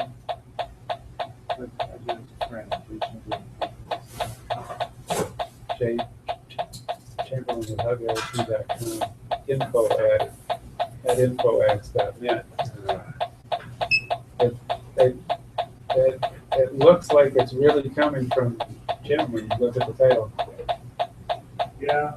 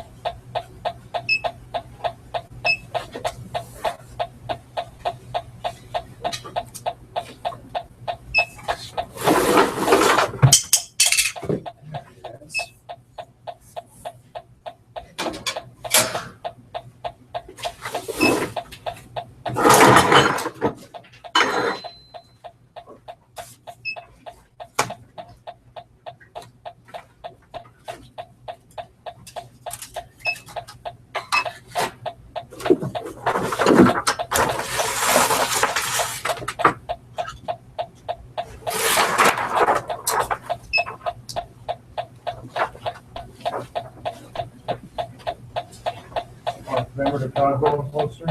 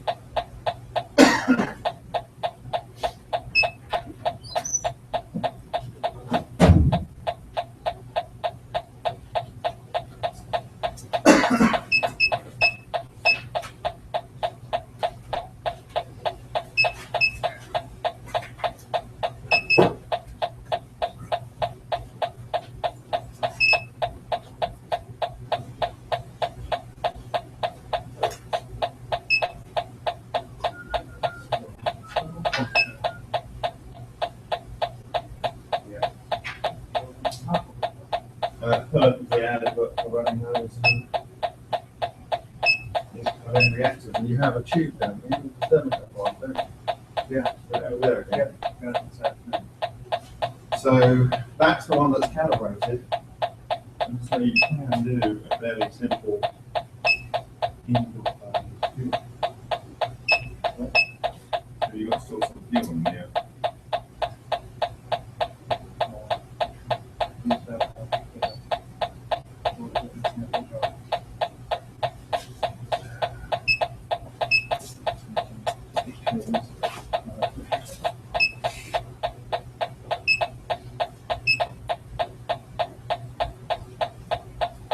What are we at here? Only have 220 watts. 450.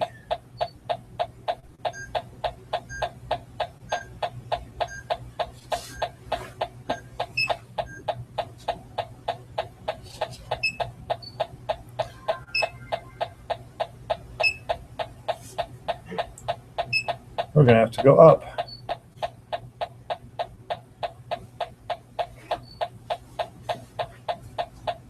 This is at 500 degrees. Not yet. No, this is. Oh, okay. This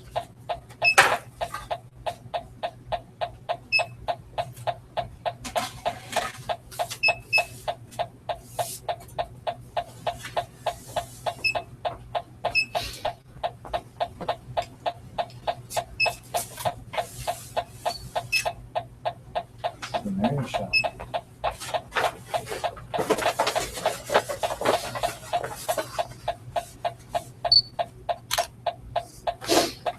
I'm going to do my 3D scan of the environment in a sec. Oh yeah. World first in Lena research. 3D scan of the experiment.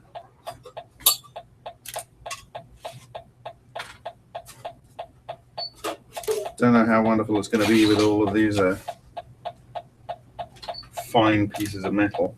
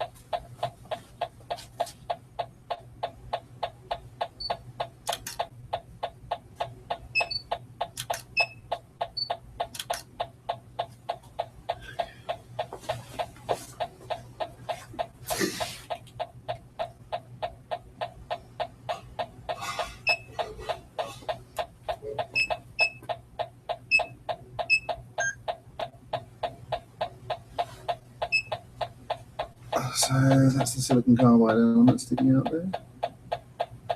And we've got a B-type and a K-type thermocouple going in. This is a combustible gas detector. And we've got a counter. And we've got the Williamson parameter there. Good. That's being driven over here by this variac. And over here we have the PC830 monitoring the power.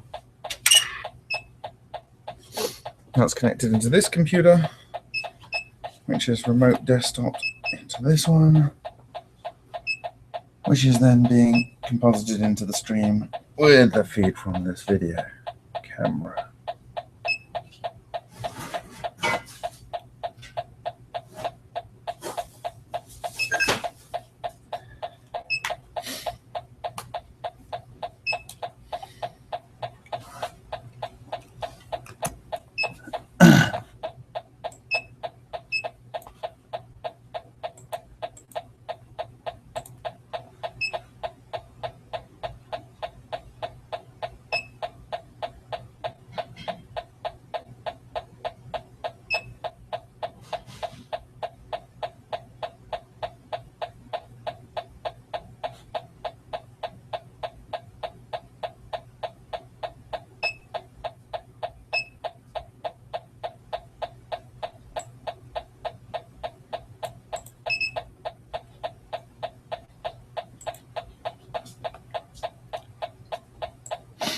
Still rising a little bit.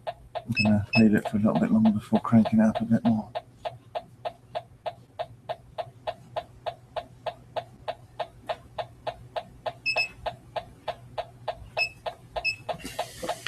With the extra aluminum tube hanging out there, we should be just a little lower temperature than we were before. Mm-hmm.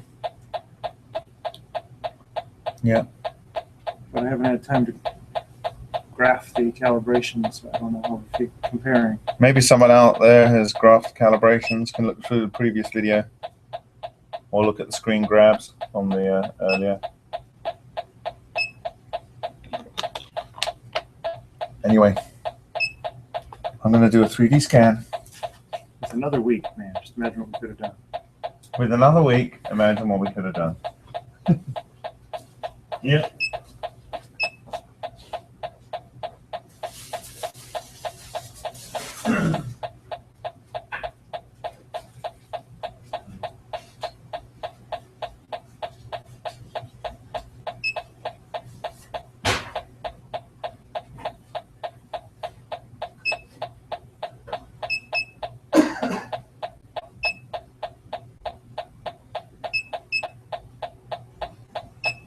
Of course, the interesting thing is here, this uses structured infrared light to do its scanning.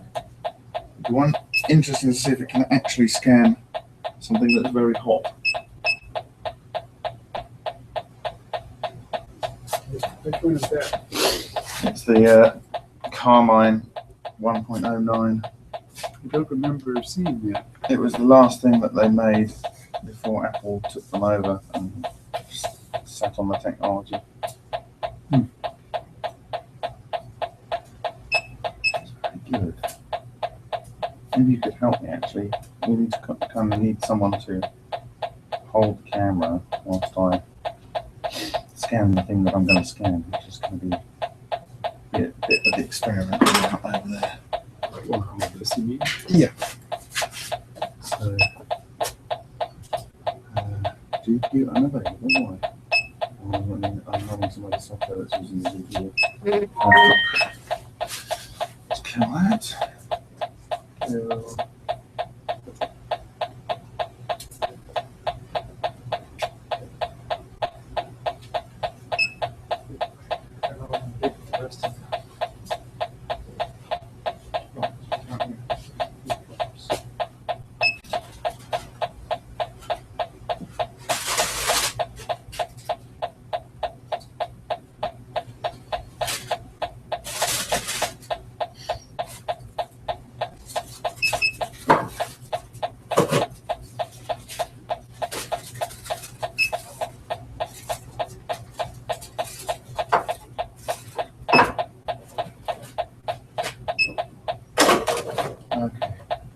Again.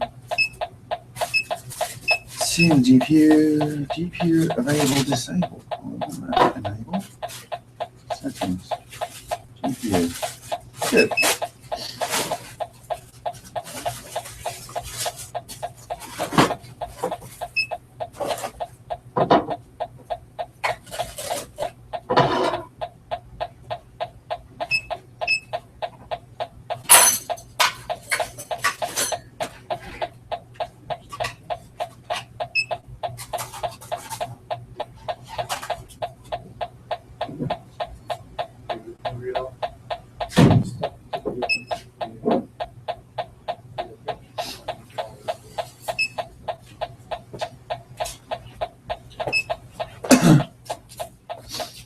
Right.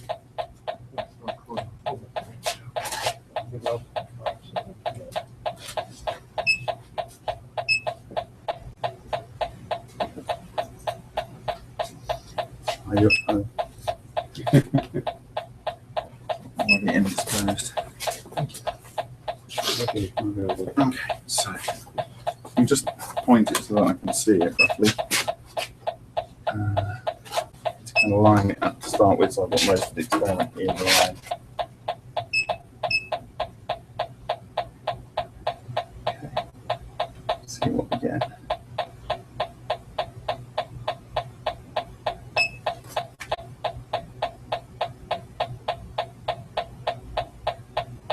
What is this telling us?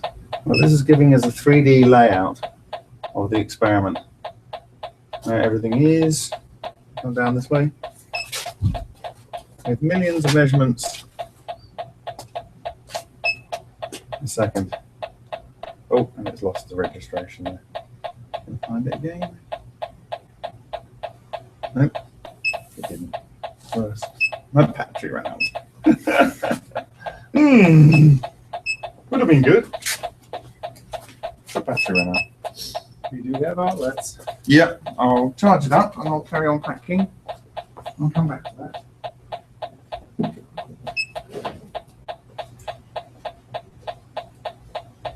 So is it that thermal image? It's a structured infrared light. It's structured. It's pointing. It puts out a certain pattern on light, of infrared light, so that when the bit comes back from each part of the pattern, it knows which bit's what, and then it will, will set distance. So. Yeah, so it's multi-measured distance. Okay.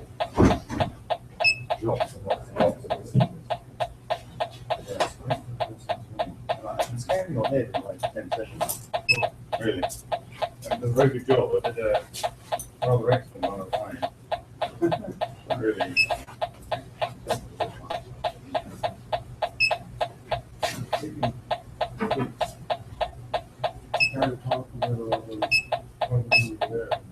Oh, no, it's just easy when you're moving around it when it's charged. Any idea what this one is? It's settled at 500 degrees here. Do you want to take it up a little more? Can't. It's maxed. Oh, is it? Okay. Yeah. All right. Well, okay. The photo will be it, and then we can turn it No, off. I've taken it. All right. So that's maxed, huh? It's 5 amps. It says, no, the back here. Oh, back there. That one is maxed. Yeah, that makes more sense. Yeah. I'm going, that doesn't seem right. How we doing? Okay, we're leveled off here.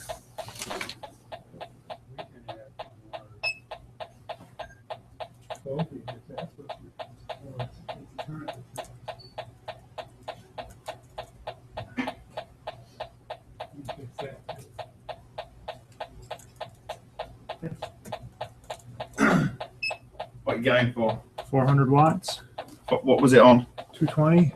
I don't know. How big a rush are we in? I don't know. That's going to take it up some. Yeah. Nothing is going to happen of any interest until over 1,000, according to Parkmore. So we might as well take a few steps. Yeah, so I agree that pretty much flattened off. So I'm going to take a pause on the video. I'm going to take a quick screen grab, and then I'm going to switch back to video. And up we go.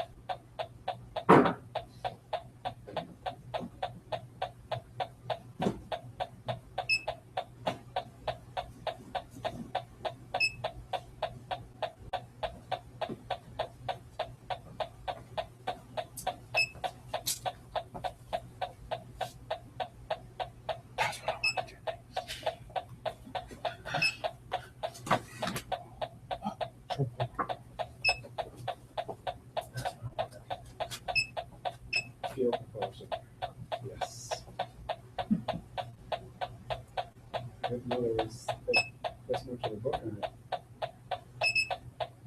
He said, "There's some things. Yeah, he has that one of those. No, it's not. I've already got a video of him. Do you have any evidence of it actually working? I've had a video. And specific things I haven't done. Yeah, I've seen the videos. Yeah, but I can visit him in bonus and talk through it.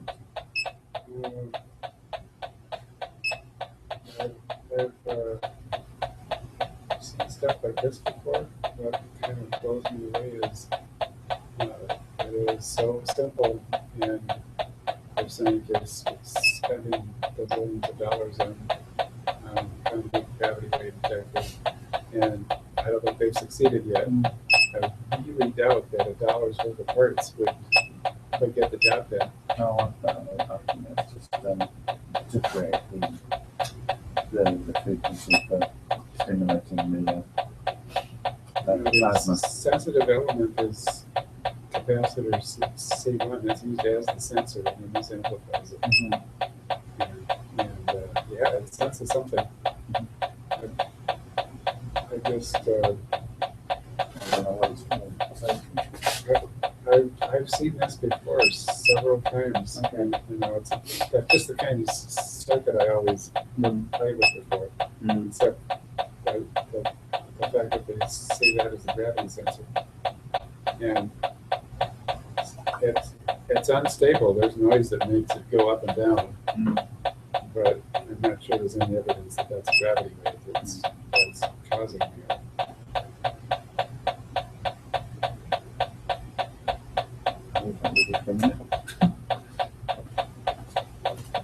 What are we up to now?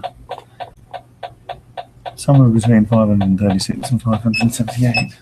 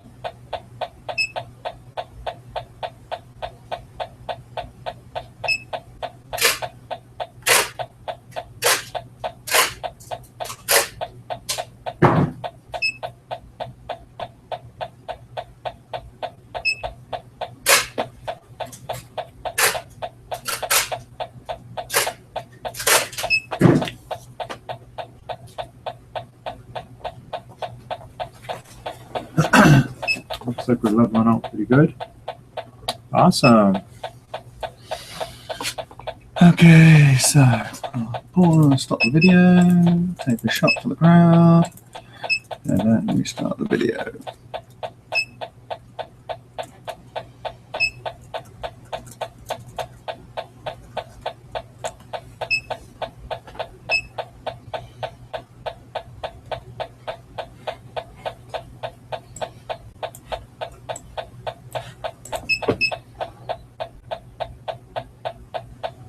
Can you read out the power and temp readings periodically? It's hard to read on the video. It's very blurry. Okay, so it's 605 degrees centigrade at the moment. We're just about to step it up again on the B-type thermocouple internal. They're both internal temperatures, actually, aren't they? Yes. Yeah.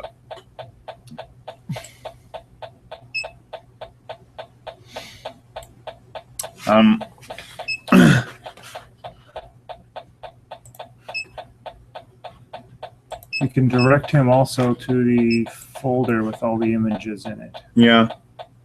I think, yeah, the folder.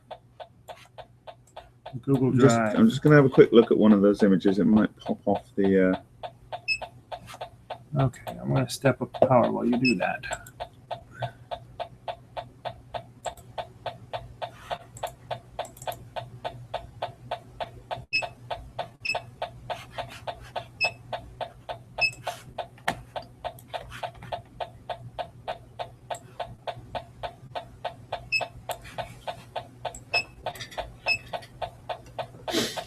Yeah, I'll set up a separate frame where temperatures. They can still get this from the HugNet online, right? Yes. Data.hugnetlab.com. We can get the live streaming data a few minutes behind. Let's have a look. So this should be in a SIP folder.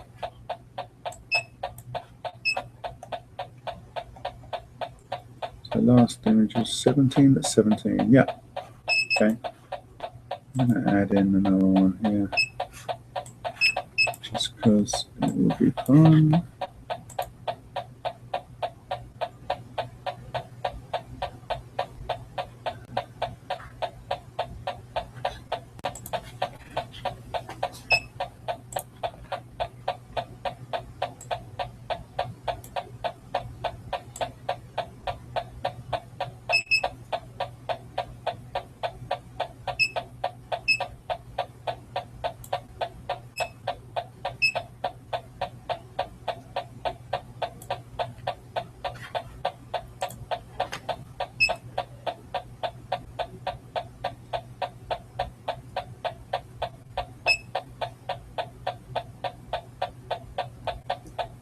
Where's remote desktop?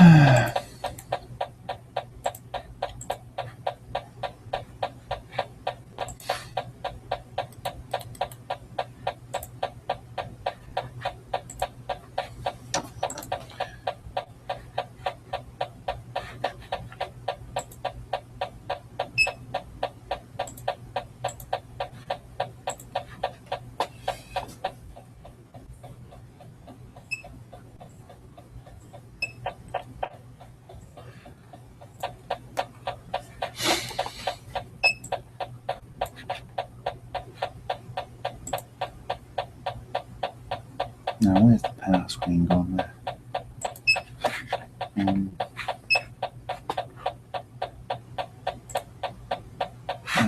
Where's remote desktop at?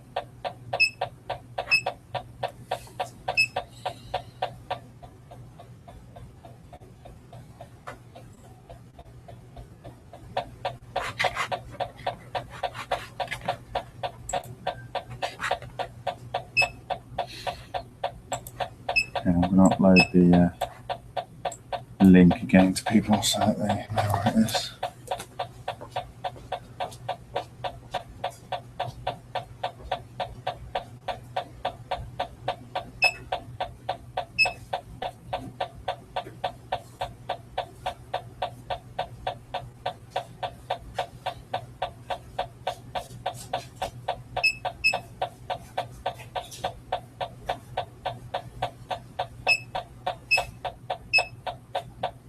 We're starting to get a pink glow.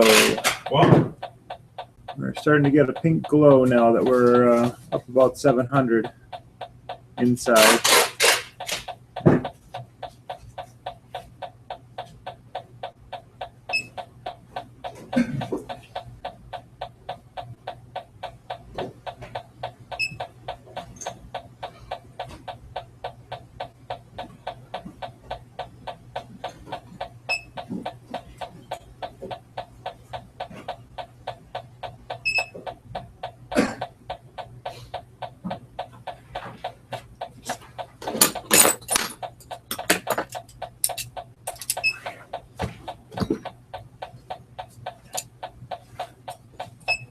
I'm going to turn this power off over here, yeah?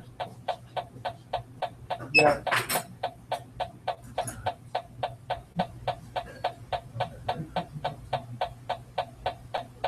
Supposed to do.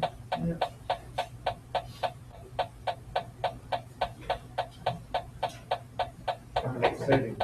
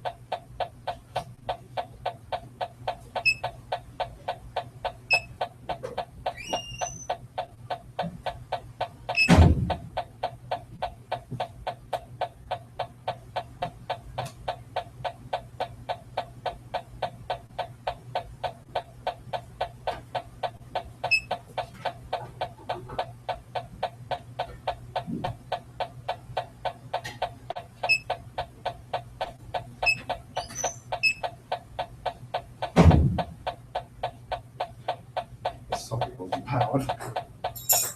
What? Socket wasn't.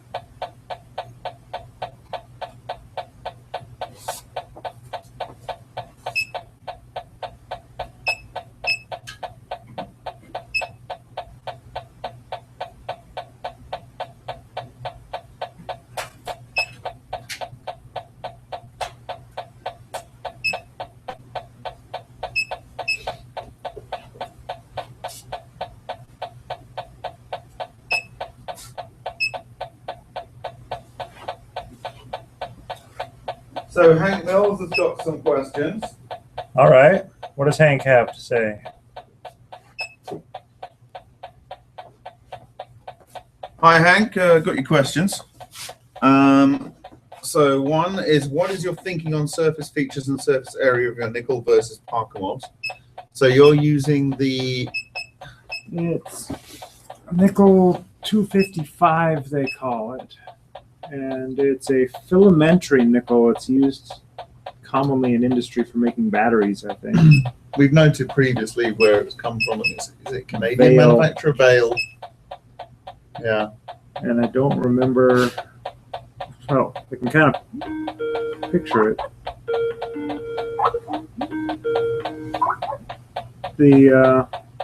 I don't know enough about, I haven't seen any micrographs or heard any particular brands of what Parker-Moss has, but he said it was relative, I think in the same class category, or same size category.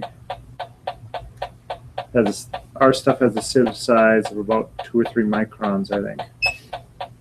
I mean, if these the reactors are as simple as this, Ryan has another tube like this. He's engaged for a couple of weeks, but we have some tubicle type material that's been sitting in the powder calorimeter, which was provided by Bob Higgins in hydrogen for a long time, and I guess you could dig that out and mix it with some lithium aluminium hydride. Yeah. Later down the line. So I know you're thinking about the tubicles, Hank Mills, so that is an option. 2, do you plan on cutting the input power at very high temperatures to see if self-sustain or HAD kicks in?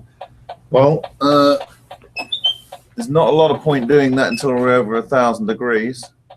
We're at 700, somewhere between 685 and 725 degrees at the moment. So it'll be a little while before we get up there. We might crank it up a little bit faster on the next power step. We're actually starting to flatten off with this step. We'll give it a little bit longer, I think. Yeah, we're doing 200 watts per step at the moment, so yeah. The next step will be 800 watts, and then 1,000, and then we're right up there. Yeah. We should probably stop at 900, don't you think? Just for consistency. No. No. Okay. We went harder earlier. So. Yeah. Well, no, maybe just step to 900 with the next step. What are we on at the moment? Okay, yeah, we can go straight to 900. We're on 580. I gotta find the table we did earlier. The calibration steps. So that's, I guess, an option. I tell you what we will be doing is at some point switching it off. Yeah. So there's that. If your reactor goes into runaway and soars over 2,000 degrees C, do you have a plan to evacuate the room? Yeah, we'll walk out. Yeah. There's Basically, they're gonna 3 of us here, and we'll turn the power off, and it's quite a ways away from anything flammable. So I'm not concerned if it does go over 2,000. Actually, probably stand here and dance first. Stand here and dance, yes. So they would Yeah. So the plan is to dance, and assuming we haven't been hit by anything, try to make sure that casually move out. get them. If it explodes and throws, Extremely hot metal. We do have a shield here, which we could erect. I think it's probably a prudent thing to do. I've got my safety goggles on my head. Okay. a very safe forehead. Yeah. I'm hiding behind the monitor that's monitoring the PC 830. If a period of self-sustain does happen and then ends, will you try and heat up the reactor again to see if the effect will take place again? It will involve a lot of talking as soon as that happens. Well, you know what? I'm going to say something now that I haven't said yet. But I've never seen any of Industrial Heat's reactors or any of the nickel hydrogen reactions turned off and restarted. Any of the people that claimed to see. excess heat. If you think about the first test that Rossi did, everyone was in another room. He turned on the power, and then asked people to come in when it was on, and then it was off, and it was never shown to restart again.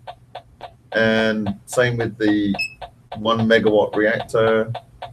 Same with, I don't know, I mean, whatever one you look at, whatever test, even Parkamov's, as far as I understand it, he's not trying to turn them off and then restart them again.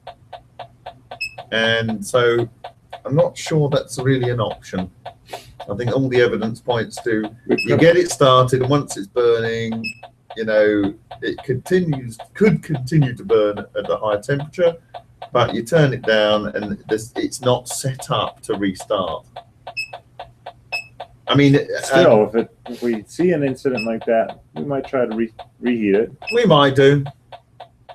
I mean, I haven't seen a well enough documented case. I haven't seen the time versus temperatures plot yeah. for an entire startup stop sequence. Yeah. I mean, what I have seen is the so-called self-sustained mode, where it's allowed, the temperature's allowed to drop to a lower threshold, and then more power is put in, and it goes up to a higher threshold. Well, actually, and then the power's taken off. It maybe continues to go up again. Maybe it's the thermal mass, thermodynamics thing, and then the power goes off and it cools down again, and it cycles. But no one's actually letting it cool down and trying to restart it.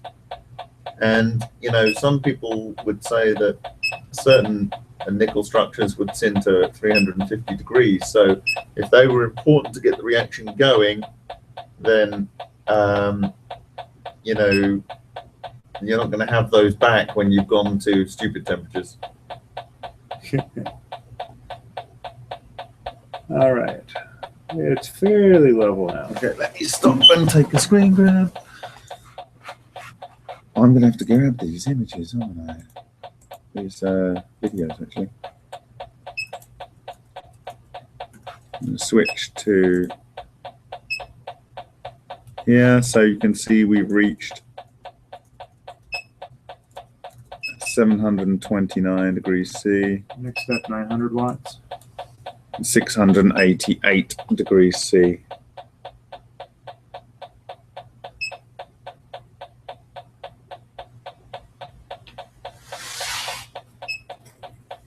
We go to 800 or 900 watts for the next step. What are we on at the moment? 600 roughly. Let's go to 800. Let's not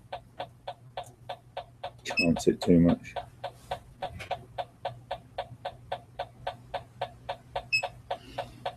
It is glowing a bit now.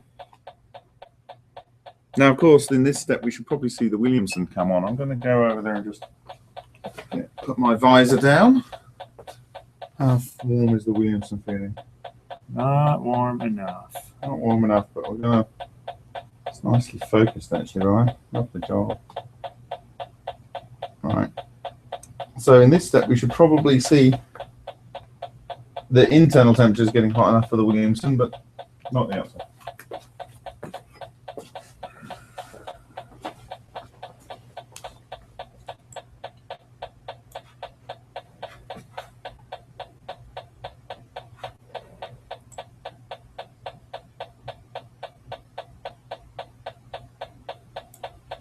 So if you want to look at more of the historical data and delve into it with more detail, you can look at the timestamps from the composite feed and then work back to see where that would be on the HugNet data to capture your different data points. We're doing some screen grabs periodically, and they'll be in the silicon carbide folder, shared Google Drive folder. And where's the link to that? And the link to that will soon be on Facebook and our site. I'll do that right now. I mean, we did post it earlier, but I'll post it again.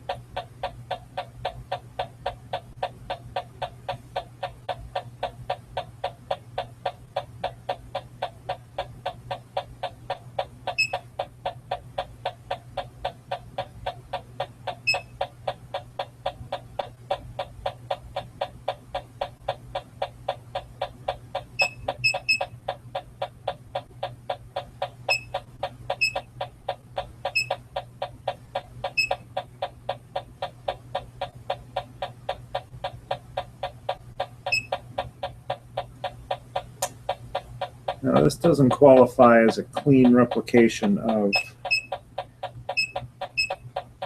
Parkhomov's tests, since we don't have the entire thing, the entire test cell, all pretty much equally hot. We have the cold end that might be causing a difference. We also, it's not clear in my head what his temperature versus how he ramped up his temperature. Slowly, 5 hours. Yeah, But part of that is to treat the sealing method nicely. so there's some ambiguity there about what's important for what. I mean, we've seen that the hydrogen evolves extremely quickly at the lower temperature. Yeah.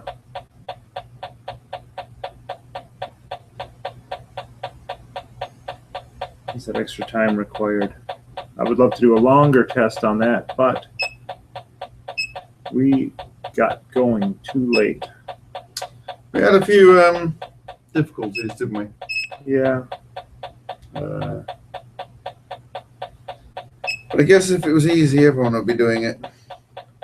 Well, maybe if we can get some. It should be easy if this experiment works. Then everyone will be doing it. Well, if everyone likes this, maybe we can find more resources to do it again. Yep.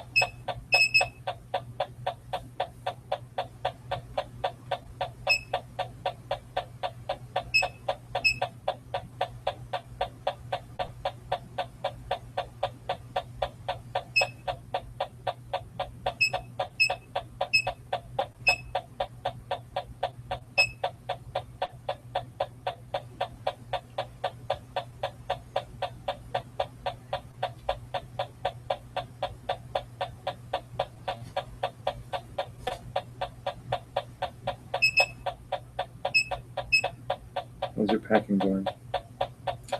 Mostly there. I think, interestingly, I literally just been sent an email saying there's a new version of the scanning software out. So I'm just downloading it, and because it's coming in rather than out.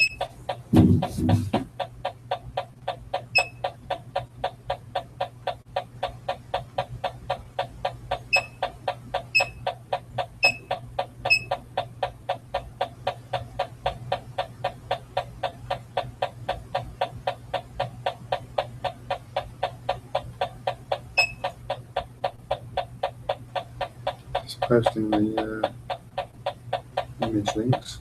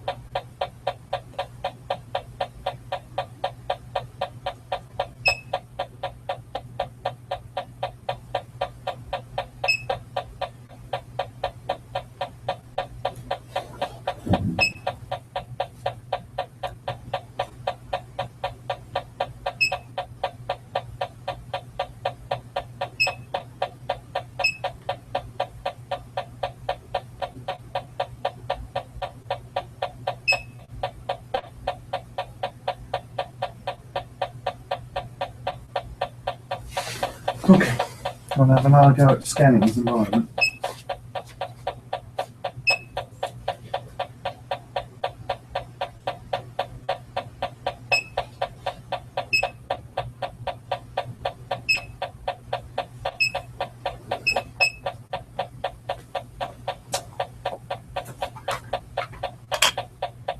Hey, we're seeing something on the Williamson now. We are. Shame we can't get that in view. Get that in view now. I need to chuck on this other camera then.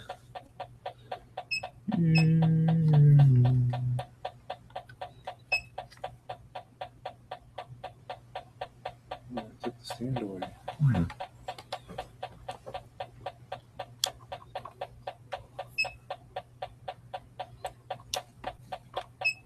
It's gonna make people sick. No. Maybe. Put it on here. Ah, your cup is coming useful. Can let's see. Not sure I have that still. So,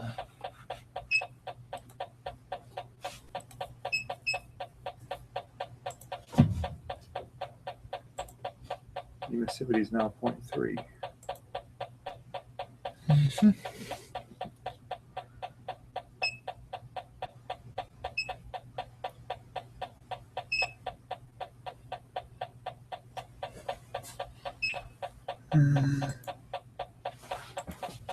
Williamson is saying something. The surface is 920 now. At least the composite surface and inner glow. which means that's interesting because our thermocouples are reading 833. So where the Williamson is reading is hotter. Where the thermocouples Well, are. the thermocouples are on the opposite side. They and are? They're wedged between the silicon element and the They are. outer alumina shell. Yeah.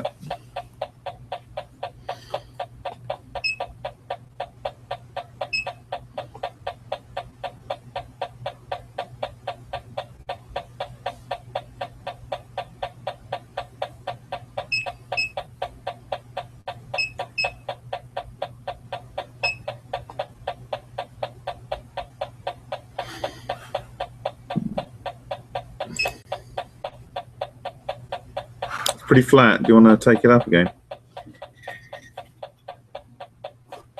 Yeah. Let me grab a image.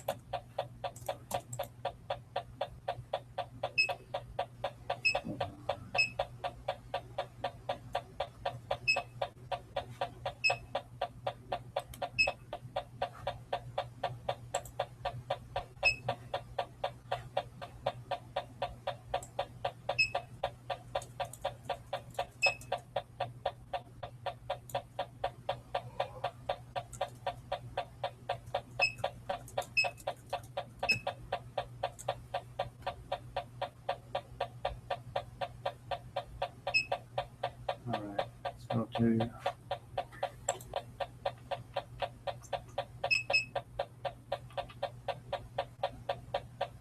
900 watts.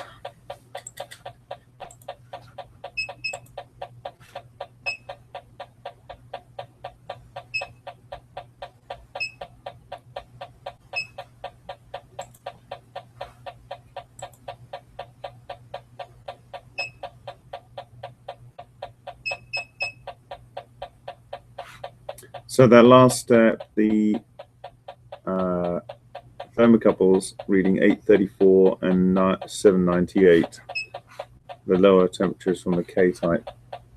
The Williamson here is reading 946. It's in a very different position on the other side. And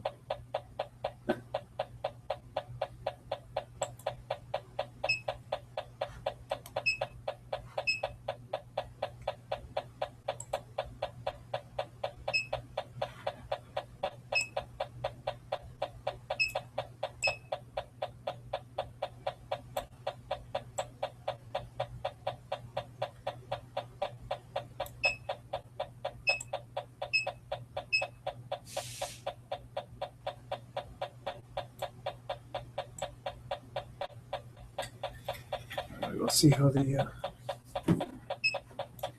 flammable gas detector likes being that close to the hot body. See what temperature it is with the laser. What's it, Jobby? Yeah. It's hot enough. I'm going to try and head over in this direction instead.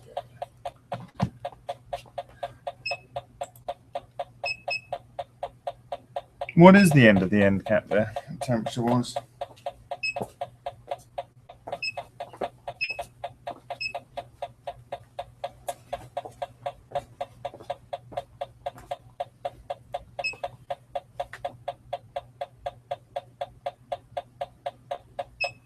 Maybe 50. A whole 50 degrees. Well, that's not going to be melting the aluminum ferrule. Yeah, I can hold my hand on it. Talking American now? I'm touring Mercan.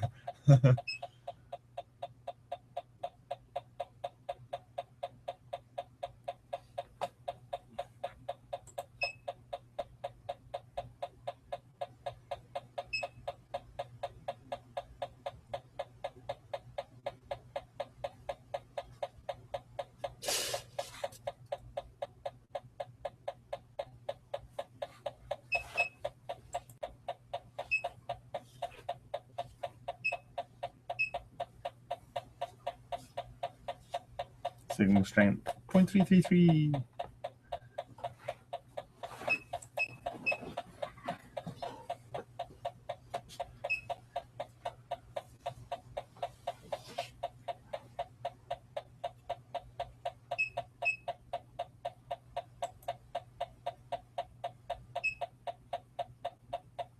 Ah, have we lost the audio? No.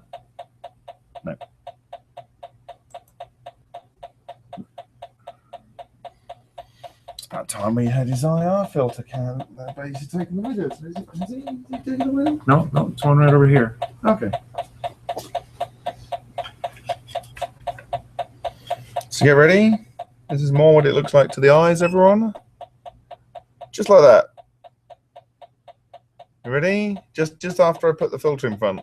Looks a bit more like that. Yeah. I'm gonna do that. Zoom right in. No, that's fine. You got a good zoom there. So it looks more like that. But by the time the camera tries to adjust, it doesn't look like that anymore. So ready? Looks a bit like that.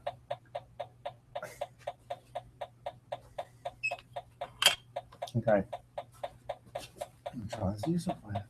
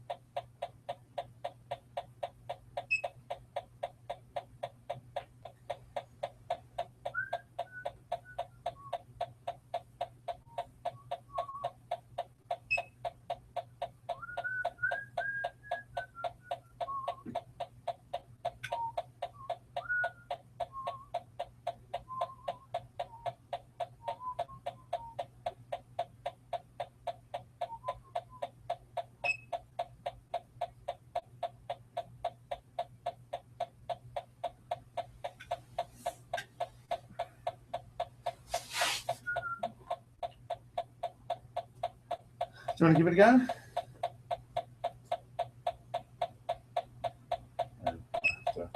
Set this. Oh, that's going to be, okay.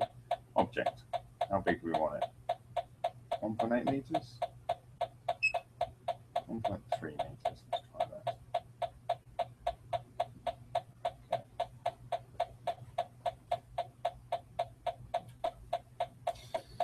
So.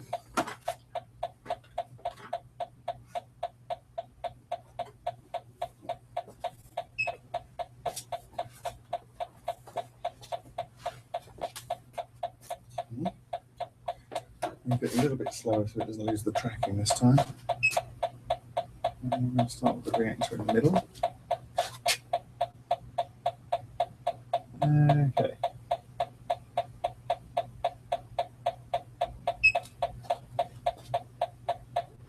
So it's confused with the hot bit.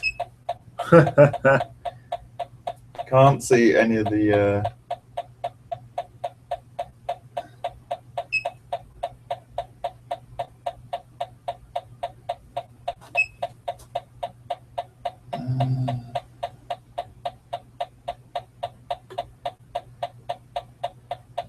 so we'll take that one.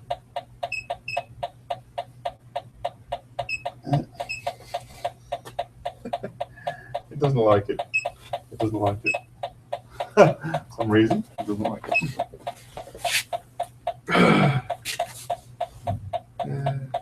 You can see that if it's actually using structured light and there's a bunch of light of a sort of similar color there. Yes, that's you it. get confused. Something that needs to be done cold.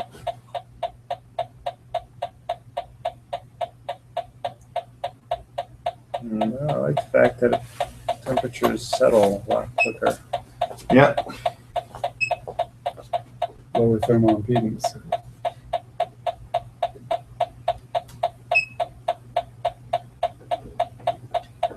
So for seeing 968 and almost 900 on the other side, we could be getting really close to the temperature where Parkhomov says it starts to get interesting.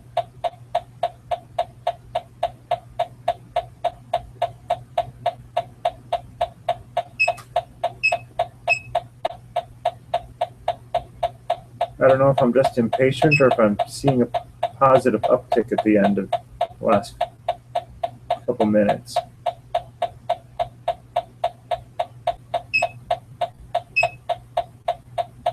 From a distance, I'm not seeing it. I don't think that's a little bit tweaked up. That was when he was standing over there. Maybe it's just a little artificial dip in it. Looks like the top one tweaks down a little bit.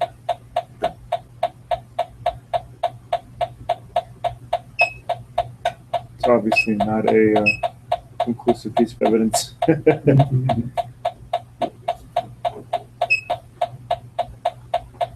Right, I'll try something that isn't hot. Like Paul lying on the sofa. No. When you're hot, you're not.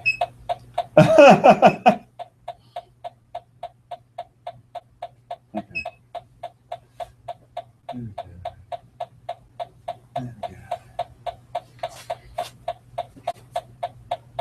Can we get some Ryan in there? There we go. Wonderful. And a bit of the disk. Can you turn us into a 3D model? Ah, obviously struggling. The GPU or something's very hot. It's very hot. It's not normally do it, does it? It's a lovely scan of you, by the way.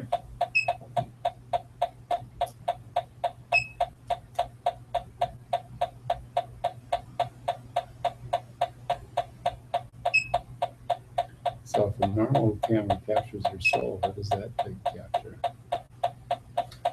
Now, let's say my Mac battery needs to have a service. Ah, And so I think it's not able to provide the current because that program uses the CPU to the max, uses all the data to the max, and then it's got the GPU working flat out. Because what it's doing is it's taking millions of data points, and then it's, as you move, it's then matching each scan frame to the previous one and meshing it together. Oh, nice work. Yeah. Good job. Yeah. So maybe we'll try it on the power lead in a minute. Okay, so I'm going to turn off the video, give a screen grab for you guys, and I'll screen grab that, and that, and that. Go back to there, get back to video, and you're back on. So that power step was what? 900 watts? Yeah, now going up 2 kilowatt. And the Williamson was reading about 969, and yeah, getting temperatures in time internally of 887, 856.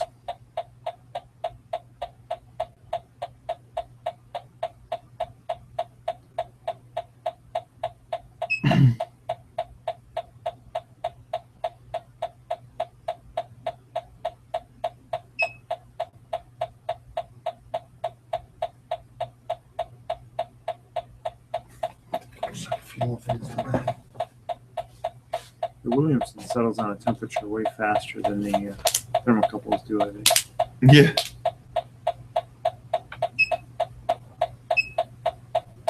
I wonder why that is. Maybe it's my imagination. Goes wild after midnight.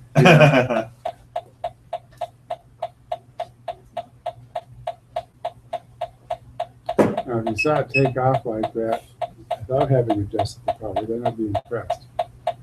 Yeah.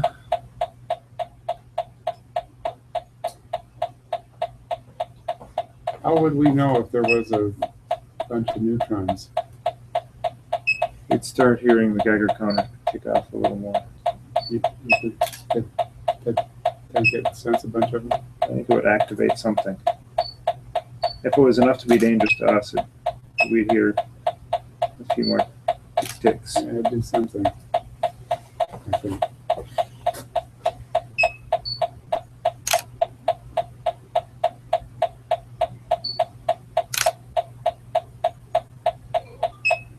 It's taken pretty accurate colors.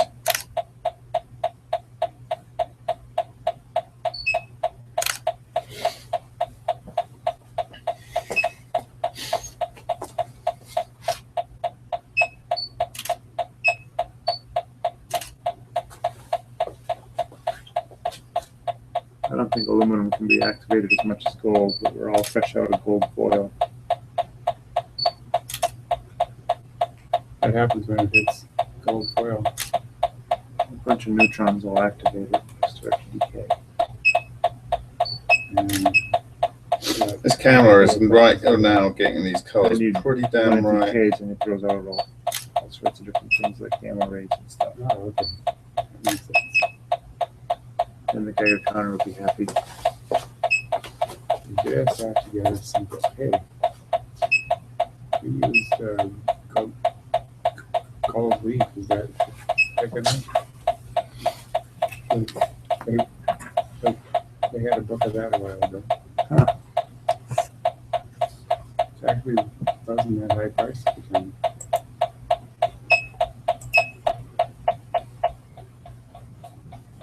I don't think I'm worried about neutrons. No, I don't think so. We'd start to see if we have a reaction happen that's on the scale of Arkhimov. Even though we don't have as much powder in here, we'd still be seeing 300 watts plus. Mm-hmm. And we're obviously not that far above our calibration.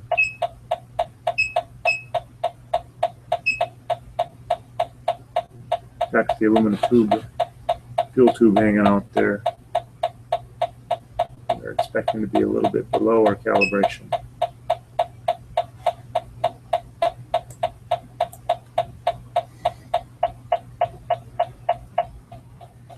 That tube's already under pressure, right? Yeah. As it gets hotter, it's going to get softer maybe, but you won't have any more pressure in it.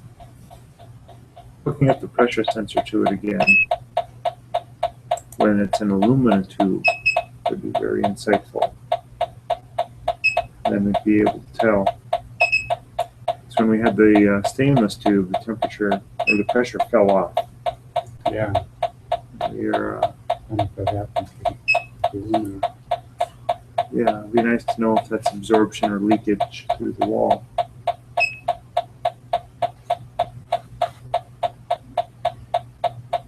So we're at 1,000 degrees C on the Williamson. The signal strength is going up a little bit. 1000 C at 1000 watts. Guess that's done. That was my camera. It knows it's after midnight.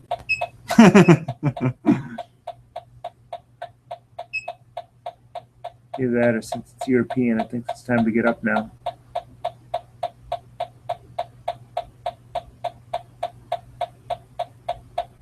Now, have we got a little bump up there?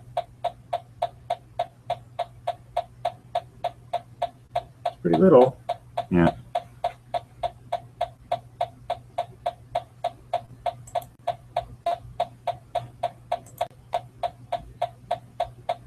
So 0.99 kilowatts.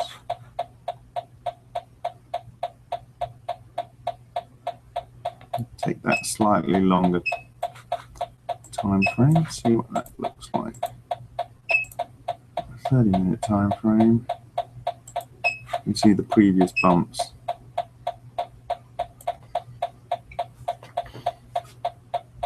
Nothing out of line yet. Not really.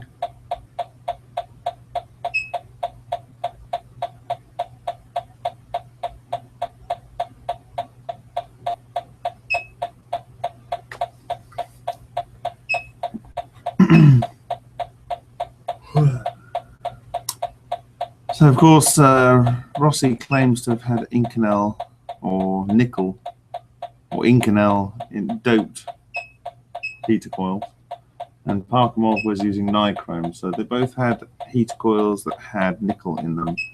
We don't have that, but we are certainly starting to achieve the temperatures at which Parkhomov claimed that the nickel and lithium aluminium hydride should be doing something interesting.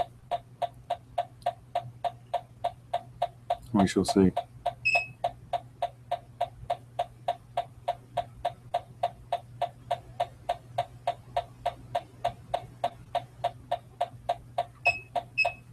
It is interesting. The Williamson just goes, you're right, I think. Goes there. Fairly quickly, yeah. I mean, basically, it's just an element we're looking at. There's nothing really else there.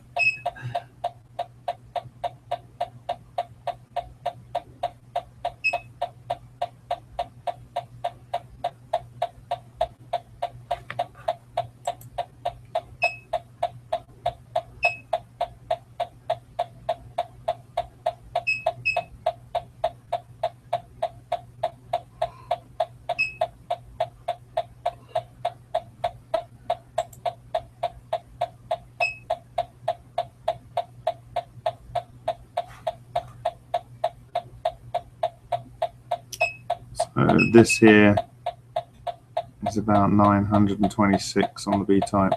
That's on the back side. Williamson's reading the front side. And to be fair, the element is pressed up against the front side. Yeah. Because the ceramic tubes we have the thermocouples in are slotted down the back of the between the silicon carbide element and the alumina tube that it's sitting in. All right. It's looking pretty flat. This good.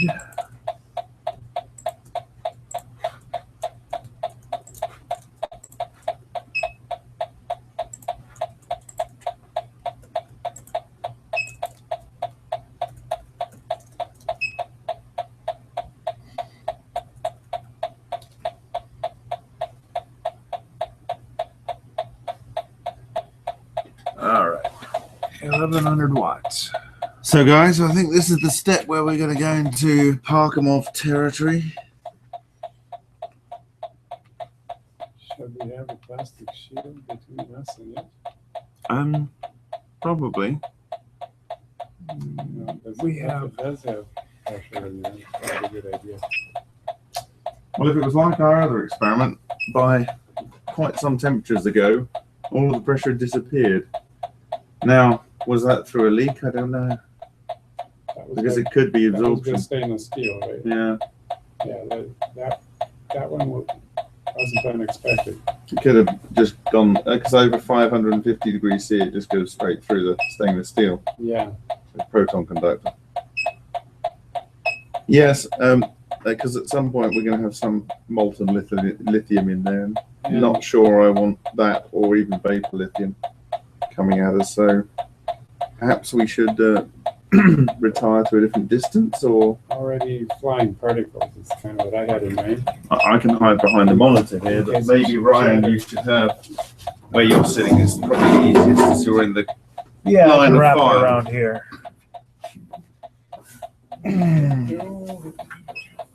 We're just erecting a blast shield out of respect. We gotta try and I'm going to do the infrared camera filter thing. Okay, ready? It looks a bit like this. Ready? It looks a bit like this. Now, the photos I've taken look pretty much bang on. So we'll get those over to you soon, at some point. So the Williamson is already reading 1027 degrees, approximately. And on the chart here, we're seeing 952. It's interesting, the K-type and that, are they nearer together now? I think they are. close, are they? Yeah. 797 to 834. So about 38 degrees difference, and now it's 927 to 956. It's 20, Hmm. 25. So yeah, it's a little closer. What's the Geiger counter doing? Not a lot.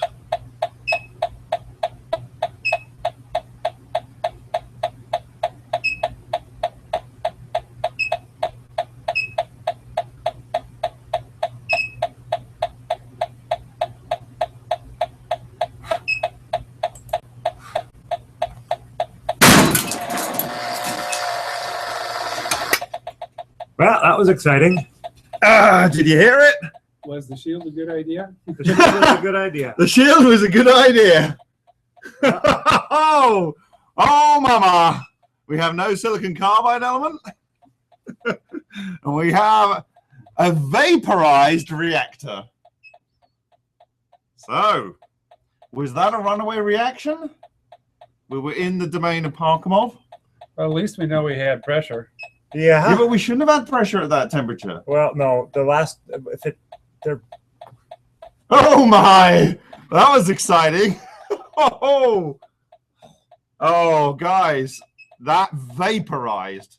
It utterly vaporized. well, time to go take some closer up pictures. Hold on, just bear in mind there's lithium aluminium hydride around. So perhaps we should open a few doors first. I think probably. Wouldn't hurt. Anybody know what it's supposed to smell like? Death. Oh, It's No, there's no lithium aluminum hydride. we're just going to go and open the door, Hank Lithium and Mills. aluminum. We're going to go and open the door, Hank Mills.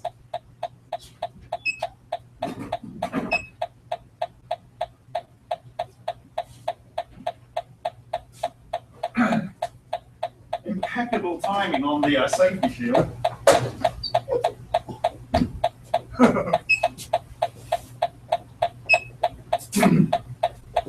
yeah, it's a good idea that we put up the shield because there's shards of the reactor all Have we turned off the all power? over the chairs. Yes. That was like a gun going off. Holy smoke! Your camera's dead, right? Yeah, I'll go and put a bit more juice in it. I've got another camera. I'll go and get the other camera.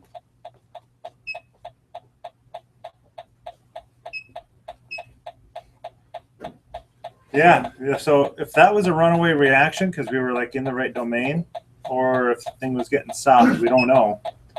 Definitely had hydrogen. Had some pressure in it. Definitely had some pressure. We just got into the Parkhomov range, and we had an event. And now we're keeping our distance to the door open. They didn't sense any change in radiation or anything. No, we sent some gas. But hold on, look, there's a spike in the temperature. Waff! Ha! Okay, Well, what does that mean? There's a spike in the temperature. That could just be gases moving around because that spike probably didn't last long. No. We don't know what was causing what was effect there. A little bang with a lot of release against the thermocouple.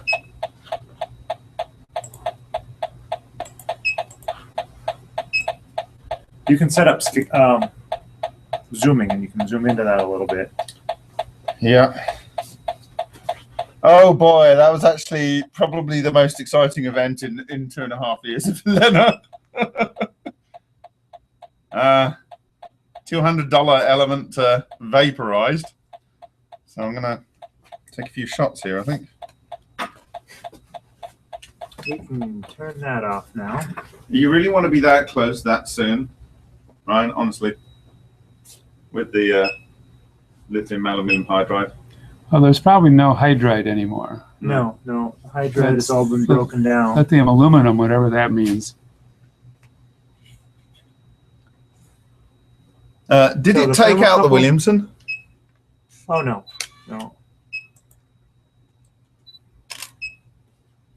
Did the Williamson see a rise in temperature at all before that happened? Well, it's on video, so Well, we can pop it up on HugNet. Just pop up that trace. Yeah. instead of watching it analog. oh, that's true. Yeah, because the Williamson would have reacted really. So we have. Well, the Williamson certainly picked up the event. Oh. What? Eh. What do you have? Okay, so there's no ferrule there. There's no what? The fitting that capped it is on the floor. Well, that shouldn't be too surprising. But it's clean. It's not. I don't think it's. It's broken. sheared off. Do you think that's the point of failure? It can't be. It was so cold. Well, I mean, what's good is that this Mechanical alumina prevented the explosion from coming out. for the most part. There's still a few little bits. It was really exciting. I was falling asleep almost before that. I think we better put the shield up. I'm going to hide behind the monitor. Can I just say, I had my safety glasses on the whole time. You do. So all those warnings we said earlier about, you need to be careful. Quod erit demonstrandum.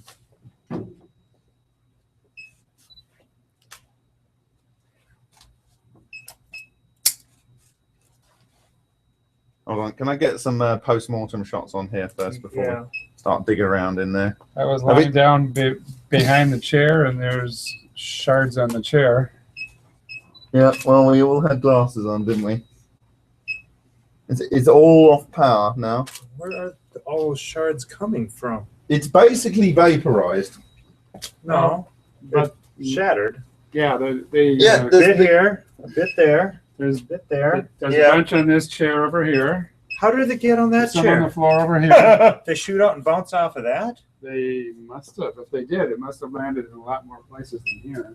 A little one on this chair. At least the tiny little shards cool down quickly. Yeah, those I believe are shards. Yeah, because the outer layer is intact, so that had to all just be from From what? reactor. No, what size is that? This isn't sharp. What is that? Is that a peanut? No, it feels harder than peanut. Well, Yeah. I don't know. I can crush it with my nail. Okay, I'll go grab something to put a bunch of these in. I want to inspect them. Yeah, I expect the shards to look more like that, where they're sharper. There's a sharp one on the floor here.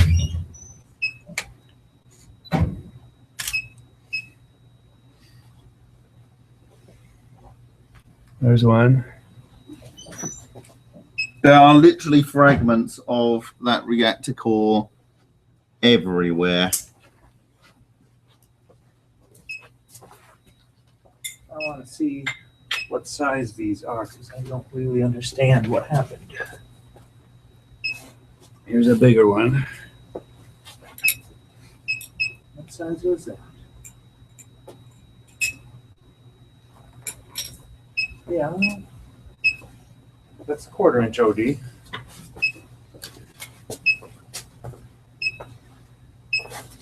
A few more off the floor here.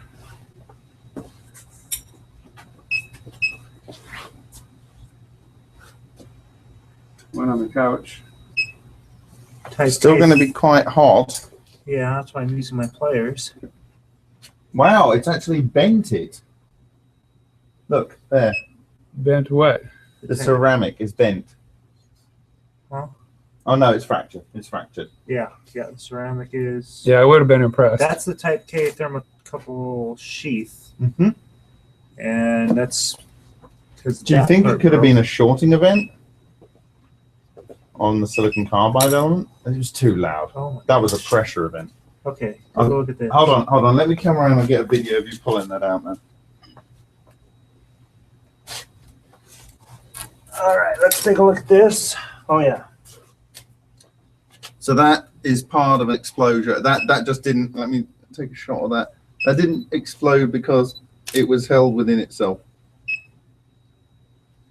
I'm gonna take one Well, it might without have been a flash. leak. Yeah. May have broken at the joint. Well, yes and no. If it broke at the joint, why is it shattered in here? It shattered into bitty pieces. So is there any evidence if it was just a high pressure in there and the ceramic got weak, or is there evidence that there was a sudden burst of energy? Well, in theory, the highest pressure should have been unless. Should have been accomplished earlier. Well, yeah, Well- but that's only from previous data where Yeah. it could have been leaking Yeah. through. So But this apparently didn't leak. let me video that pull out. Ah, okay. There's the powder.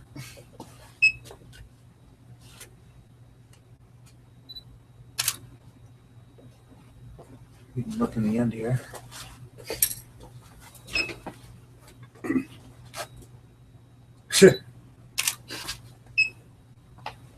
Yeah, we could do some follow-up tests, but we're all out of time and money. I think I'd like to put a mask on. Ryan, I think you should probably have a mask on.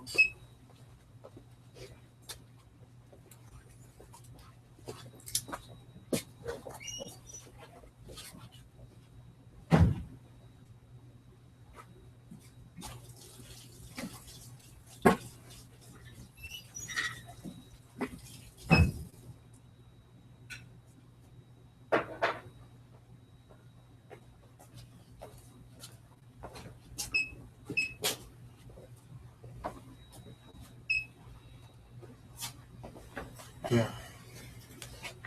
What's that second dip? Oh, when the K, you pull the K type out. Yeah. Yeah, you not want to note that.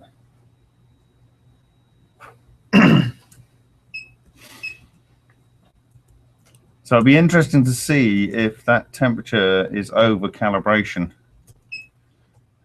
But the Williamson was reading just 1052 and it went bang.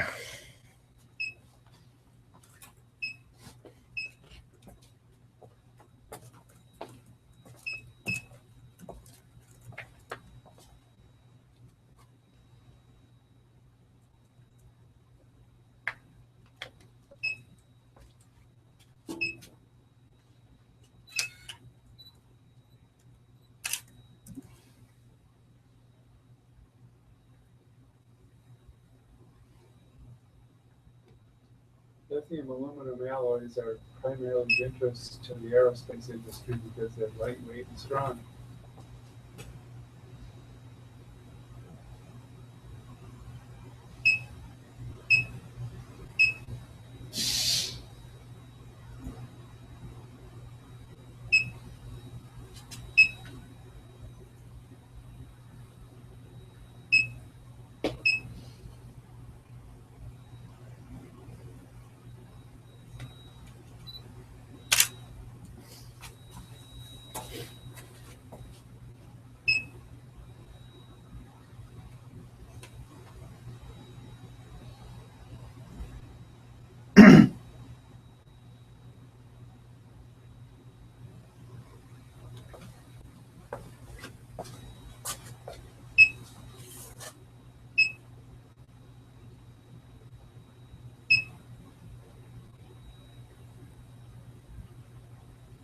So there was a short little dip, and then it rose.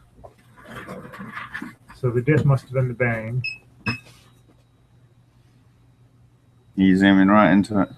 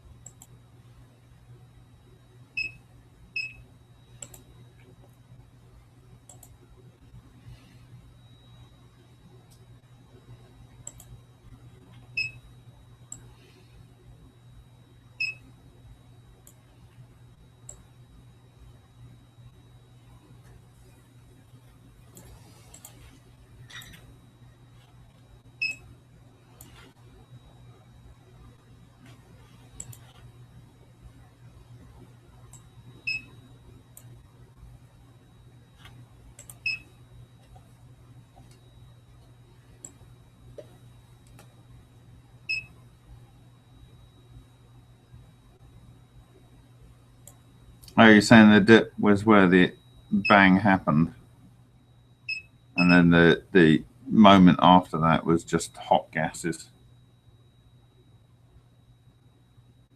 Possibly hydrogen burning on there. It's brought the temperature up about 40 degrees. So if Yeah. you release some hydrogen and it burned, it would Yeah. have rose.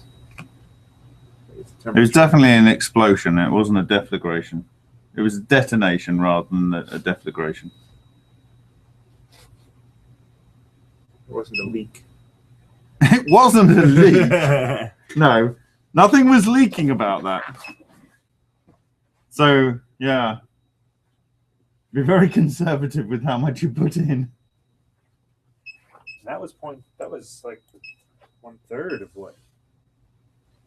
But we did have most of the vessel blocked up.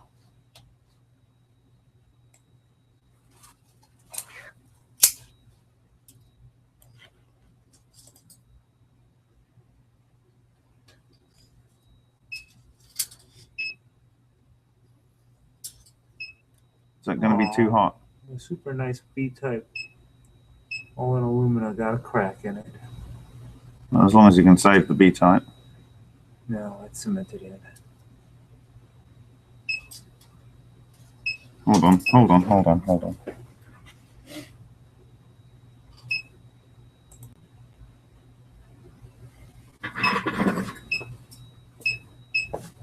What have we got there?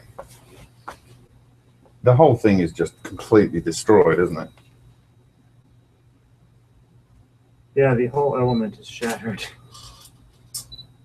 It was brittle. We knew it was brittle. Oh my god, the thing's just powder in there. There's the powder. There's the powder. The powder's the only thing solid. Is that That? rod is the powder? That's No. Leave it. I'm going to chuck a video. I'm going to show that to the crowd as well. I'm going to move the camera over. Guys, this is really funny. The only thing that's solid is the powder. Look at this. This is what's left of the silicon carbide element. I don't know how I can get that closer, actually. Grab the camera off the Yeah, maybe. Long tripod. That's the cord. It's not long enough. I'm going to see if I can put the mobile camera on there. Wait, I'm going to try and put my phone on it. No, that's on the wrong network. No, I've got both of the networks running on that at the moment. Oh. Let me see if I can get a roaming camera up running, just at least briefly.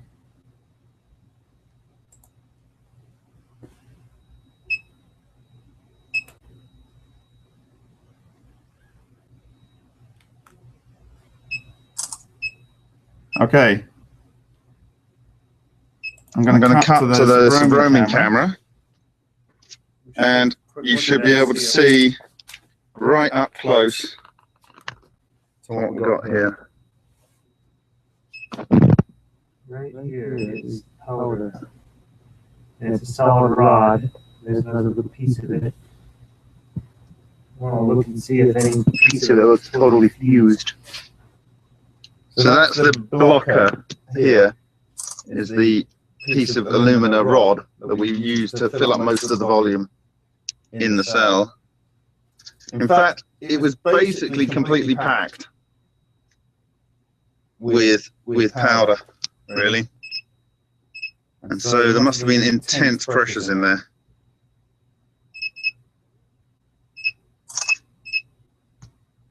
Really, really intense pressures. But what you're seeing is the white chips in there are the reactor alumina cylinder, core stack, and then the rest is the silicon carbide element, vaporized. But yes, you got to ask yourself, why is the powder the only thing that's intact? I mean, it's not powdered, it's sintered together, but Yeah, it's a sintered lightweight compound. We should see if Boeing wants it.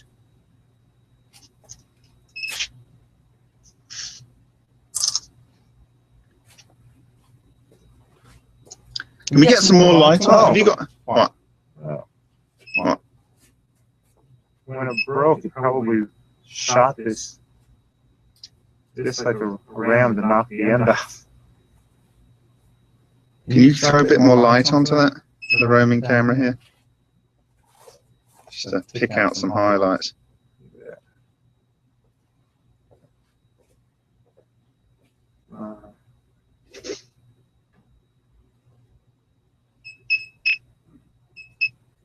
Okay, can you just run that around there?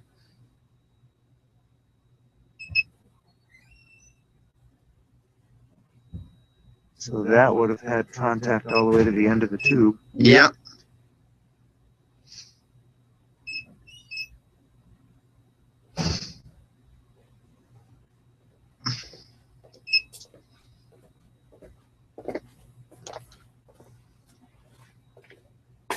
Perfect.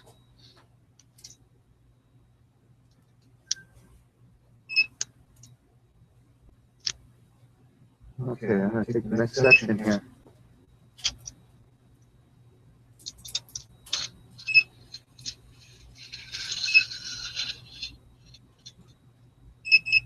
Okay, so It definitely failed right in the hot zone. it failed right in the hot zone. Right, exactly. You can see basically it failed where the material was. It vaporized at that point. Yeah. Shattered anyway. Yeah, shattered. And see, you don't think a lot was vaporized. Yeah, there's a lot of vapor here. That's it. That's most of it. That's the powder lithium aluminium nickel lithium aluminium hydride, and it's just a rod. It's just a rod. It's made a rod of fused metal. Such as an aluminum lithium alloy would be my guess. With a bit of nickel in there. Yeah. Nickel or aluminum. 255. Yeah.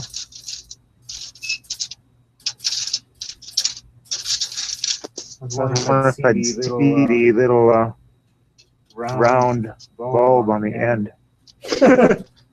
Or from the end. I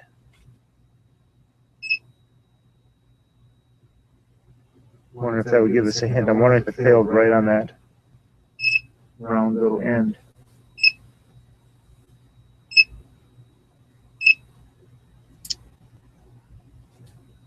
Another piece of fuel. Nuclear fuel rods. Cool. Well, there's not much evidence that it was nuclear. Unless we all get really sick in the next few days. Well, this thing should be chirping if that happens.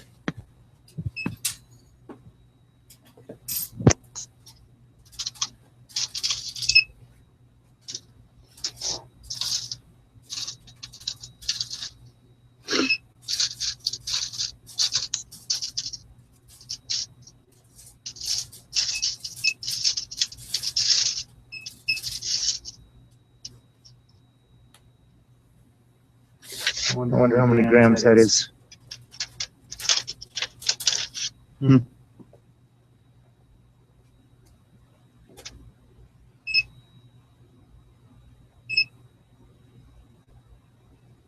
you're gonna lose that feed. Oh, guys.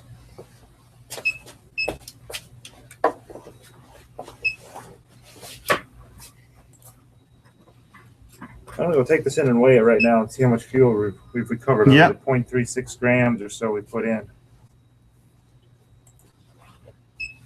Well, hydrogen would be missing, of course. Yeah.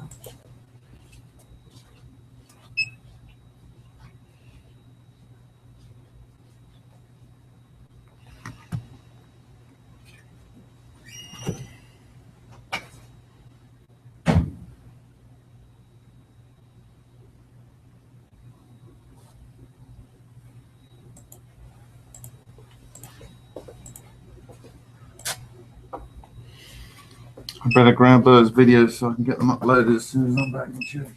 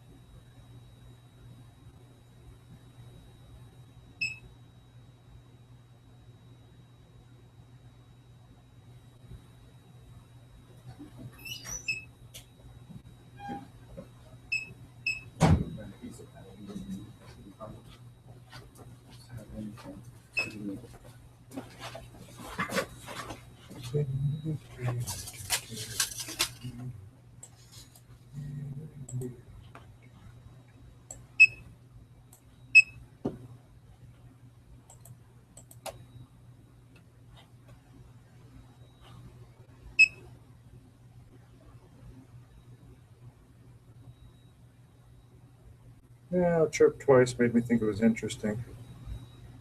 Hold it down lower. So it's on No, shot. pretty much right on the sensor. So No, I mean in frame. Ryan's just putting the Geiger counter right on top of the sintered nickel rod. Nickel, lithium, aluminum, whatever it is. and I don't think it's particularly interesting. Do we run a bit of test on the small part of that? Drop a bit of water on it, see if it's got any lithium still in it.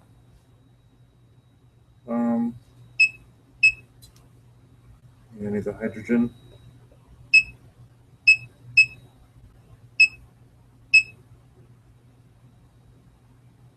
I don't know if that's statistically important or not.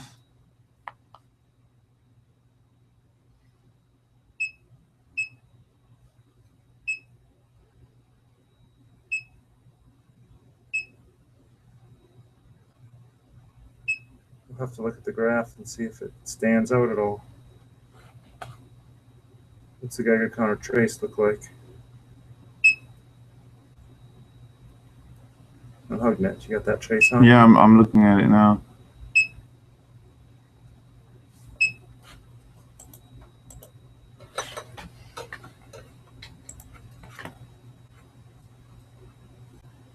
It moved off the baseline.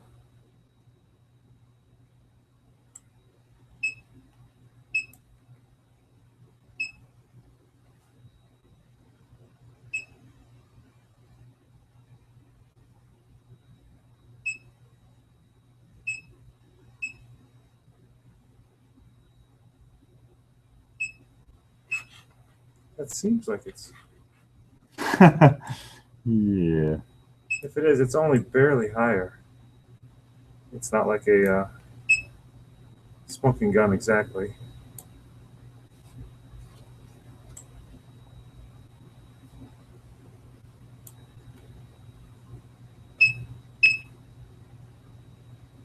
Well, sometimes it's one minute spot in a sample that's hot. So can you run it the window over certain areas of it?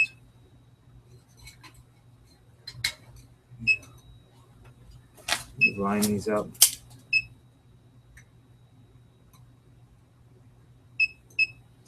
It's magnetic. Is it magnetic? Stick into my players. Yeah. Yeah, but hold on. It's It's gone just- way past the temperature which it should be nickel. Well, is it? yeah, but it regains its paramagnetism on Okay. back down. Yeah. I guess it was sitting in a big fat coil, but then the coil's up and down. It's actually back and forth. Yeah, that's right. Yeah, that's what I mean. As soon as it cools down at 100 Curie temperature.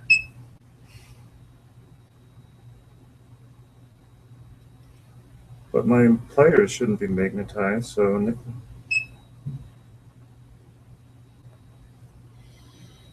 It shouldn't expect a permanent. Magnet on it. Mm-hmm.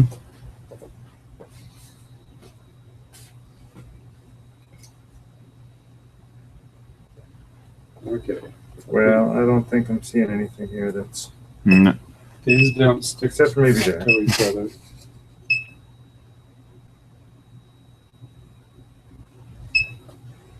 Might have been mechanical, bumping into something.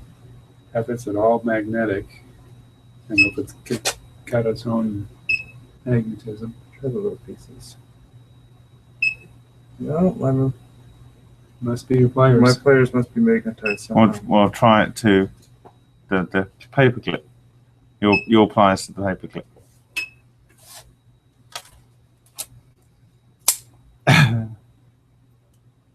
Yeah. How did my players get magnetized? Oh, it happens all the time. I thought they were stainless. Oh, that I don't know about it. Okay, I'm going to close the door now.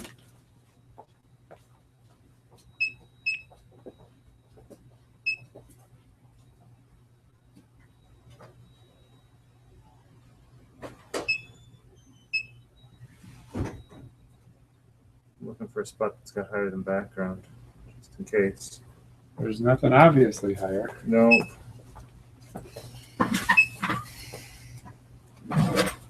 If it's just alphas, you have to rotate the rod just in case it's on the backside.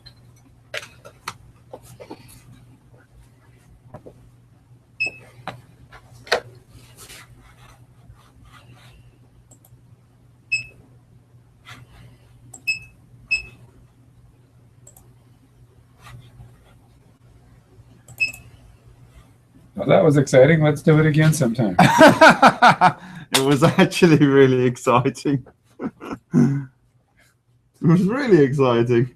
Think we can get It another looks sort grant? of like to- that. Maybe. You what? Think we can get another grant to blow something else up? Maybe we could have a reality show where we blow something up every week.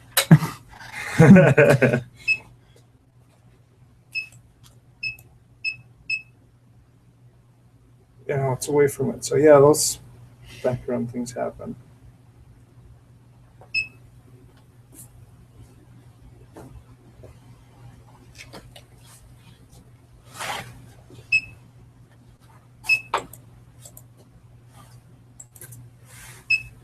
Well, apparently lithium powder wouldn't last long in air. That would turn into lithium oxide. Or lithium hydride. Okay. Lithium oxide, I think.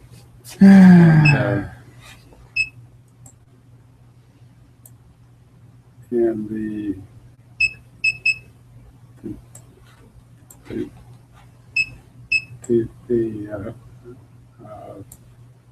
alloy with lithium aluminum doesn't seem to be any big danger.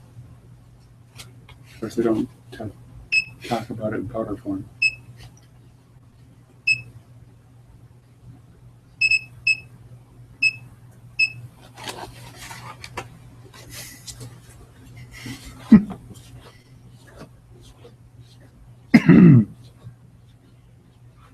Okay. I think most of it was in the solid block. Yeah.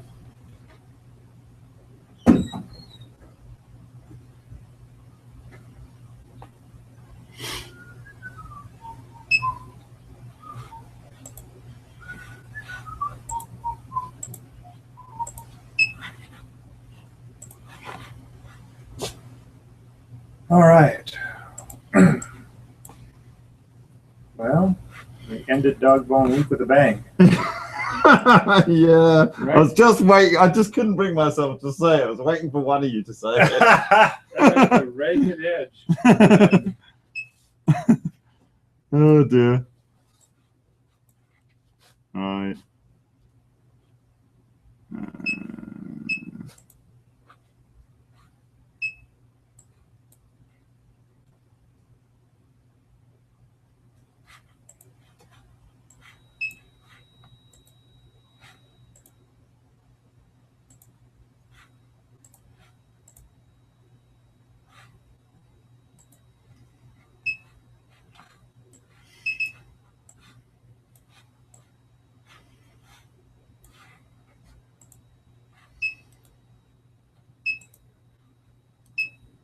Hey, Ryan?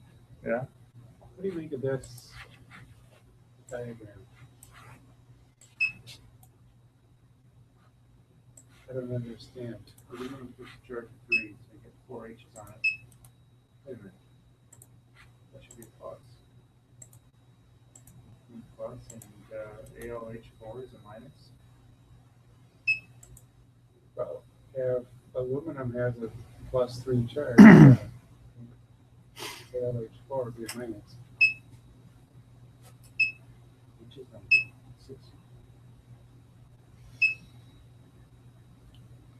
Now I can take a 3D scan if my thing will actually work long enough.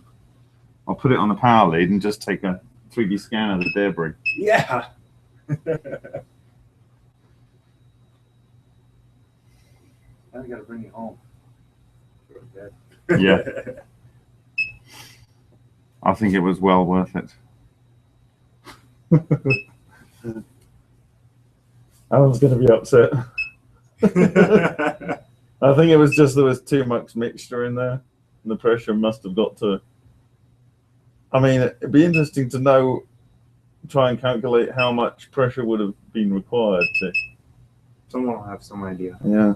Someone who works with aluminum. It's just, you know, if it had happened at any temperature below 1,000 degrees, it would have. Just said it was pressure. Yeah, but the fact that it happened, well, you know, a good way into when Parkhomov says he's seeing excess heat, that's interesting. But at that point, the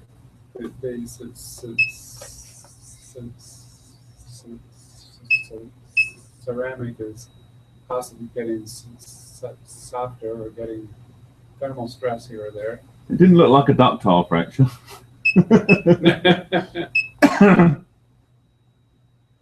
All it needs is one point where it lets go, Yes. and the rest of it can be nice and brittle if it wants. Yes. Right, I've copied those videos. The money shot is in this one, I think.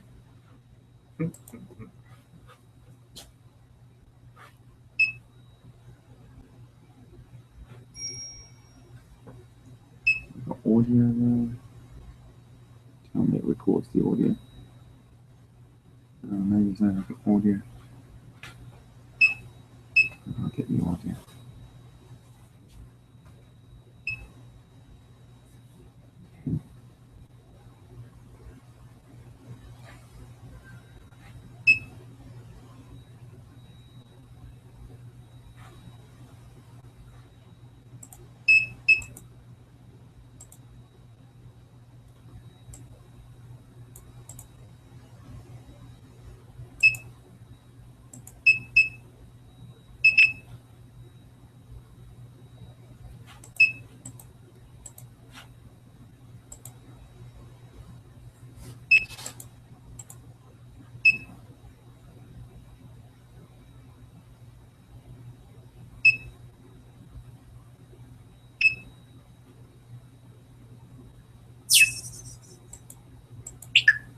Apparently, the aluminum hydride is dangerous because of its reaction with water.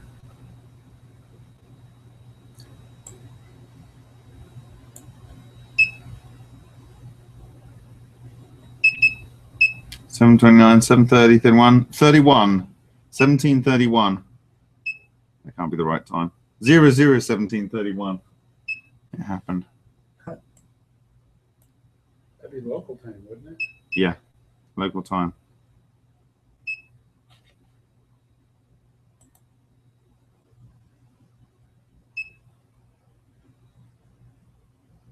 $1.09 kilowatts. You want to capture that and can you do a screen capture there and post that image to Facebook? Yeah, you could just have the title be book, boom. Yeah, make everyone curious. Yep, and then a paragraph of text.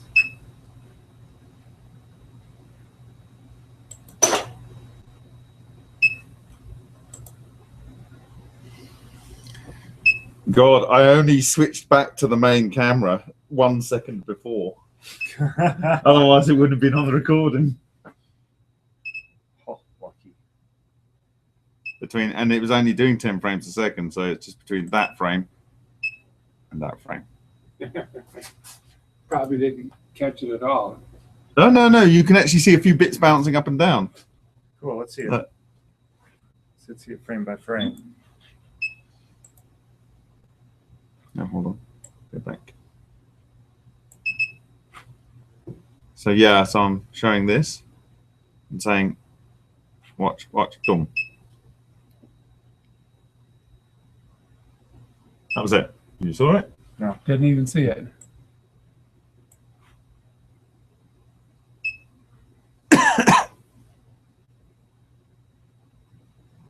Just after it switches. 1 second after it switches. There. Oh, yeah. Okay.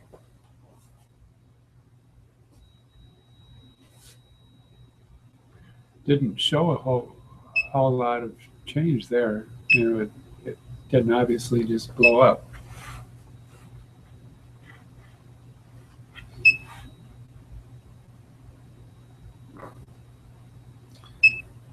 Yeah.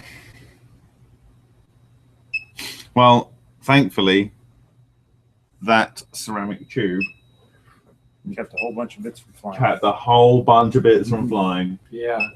Really, it's not something you want to do in a bare silicon carbide element. Absolutely. They Wear, did a wear fantastic protection job. over your silicon carbide. Yeah. Yeah. Yeah. Cool.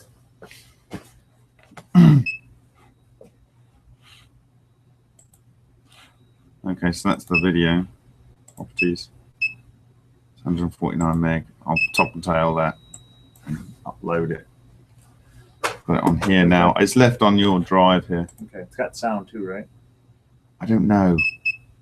The YouTube will have sound. I'd have to comp something later.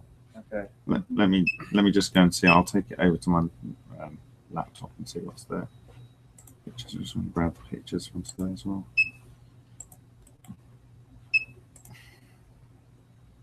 It must have been only a minute or three since we put the shield up, wasn't it? Well, everything's recorded on the YouTube stream, so Yeah, we could go back and find out, but it sure wasn't very long. no.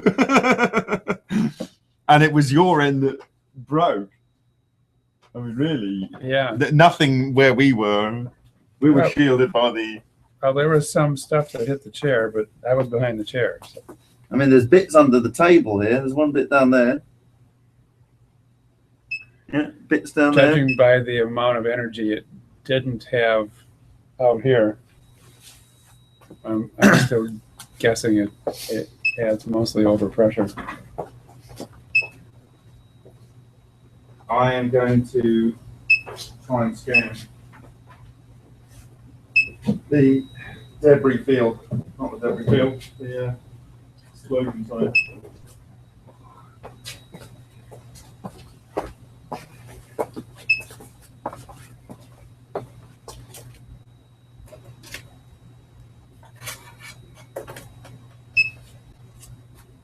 Great.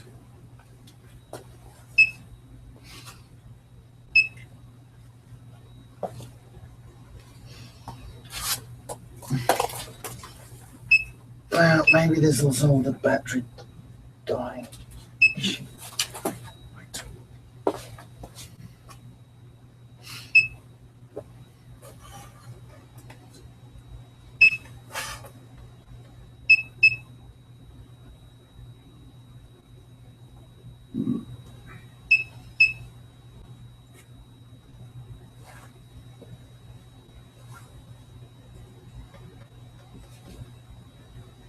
So what do we do for an encore? I guess that was the encore. Well, I appreciate Parkmore's experiment by having in a bucket with a lot of water and a very heavy lid, he says. On his latest things, like a very heavy lid. Then if he goes bang, I mean, he's got several destroyed reactors. If he goes bang, then he goes bang. Mm-hmm.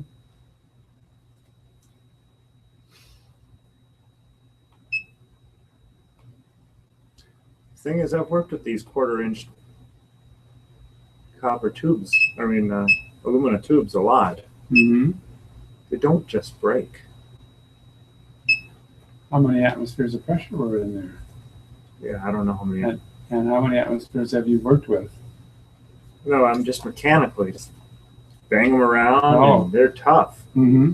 To see it totally shattered like that, that's a lot of energy. Well, you know, Of course, it might have been, being that hot could change the way it behaves. sure you're 400 psi and under all that No, thermal 1,000 stress. at least. 1,000 psi and under all that thermal stress. Yeah, that wouldn't be too surprising.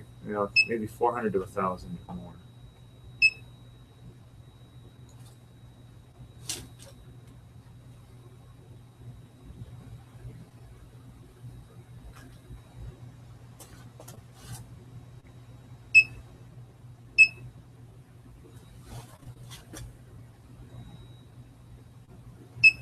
So I wonder how important the hydrogen pressure is.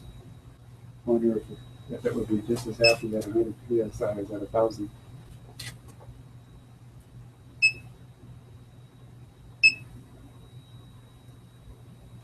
Well, I know the alumina would be happier. I don't know about the Parkman type reaction. Yeah, well, that's what I was thinking of. If you designed it to have a lower pressure, you could also We just put less material in there, don't you? you could also have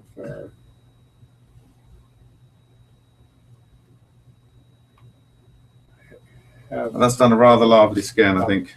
bottled hydrogen that you pipe in and just use the lithium aluminum alloy. Yeah. Which would be interesting. That's certainly doable with those fittings on it now. Yeah. Yeah. Lithium aluminum alloy powder that you mix with whatever other powders seem practical, and then you pipe in the hydrogen so you can set the pressure at anything you want. Yeah.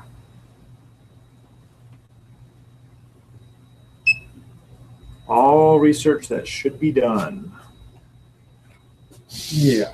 by someone. Yeah. It sounds like Piantelli was saying that too. He's got a lot of research he'd like to see done by someone. Yeah.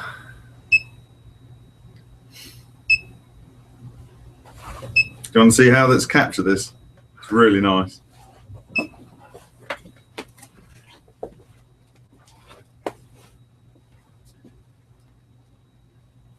Wow.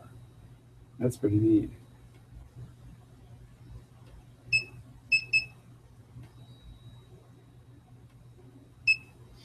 So we can save that model and send it to people. So is this the aluminum? Yeah, it's just I didn't get it. It was just out of frame. So That's actually a pretty neat camera. That is. it's pretty awesome what you can do with the face. No kidding. Do you want to sit over there and I'll take a shot of you? Let me just save this With or one. without the glasses? As you wish. Just export this model. Oh, it's got 2,000,001 faces. Okay.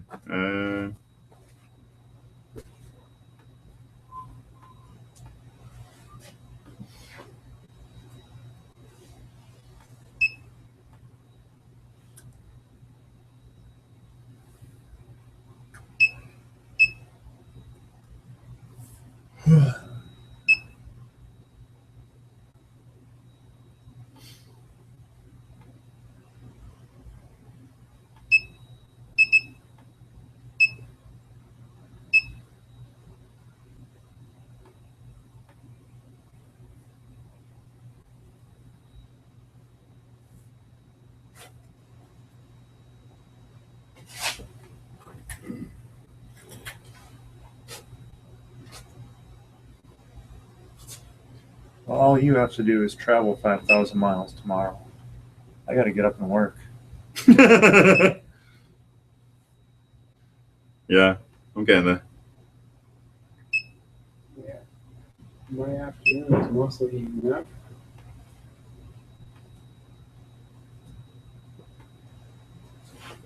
Near object. I have most of the morning, which, I can't wait for. Yeah, I'll be a little bit late. Do you want to move your chair into the middle there? Or I could sit in this one. Well, I need to get all the way around you. Okay.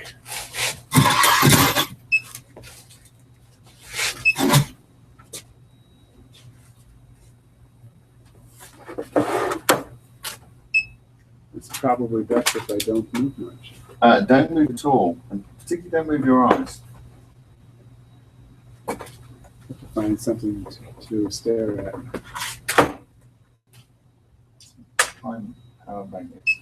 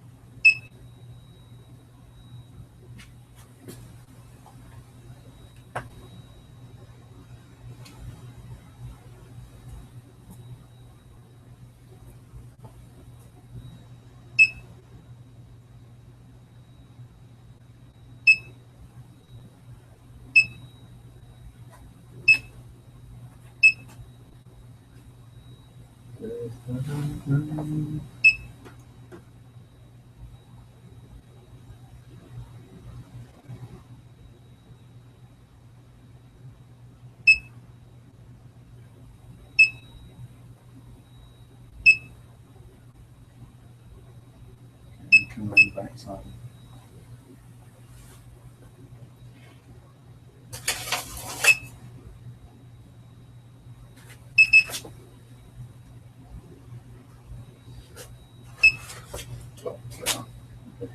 Lost you there.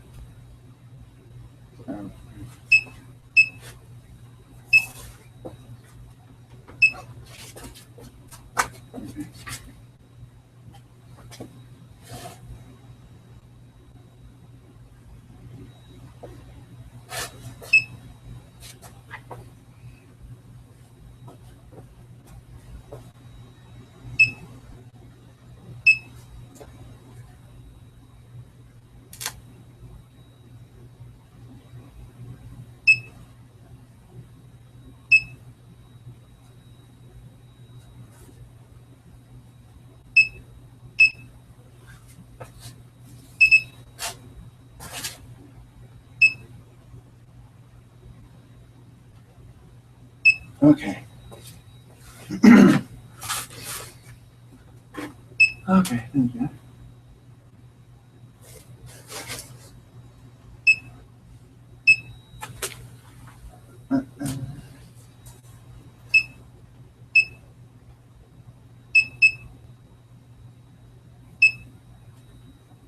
I love the hair texture.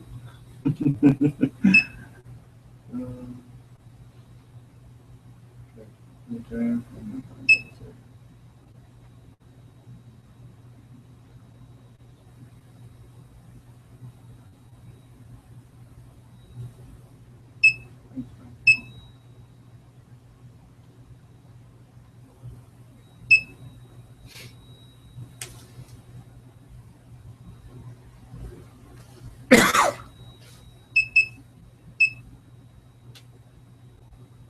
Does it take hints from a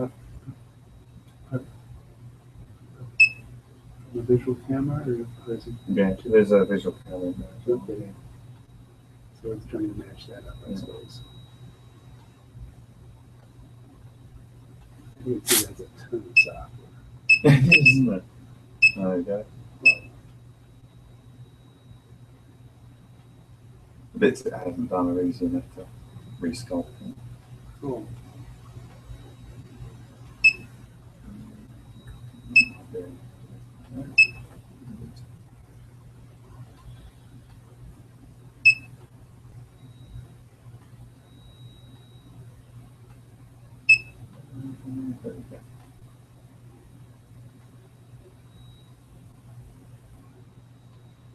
Not bad, eh? That's wild. Okay, I better get packed up. Okay, so we've done both boom and bust.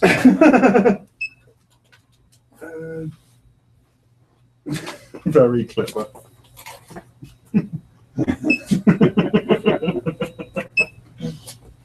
Yeah.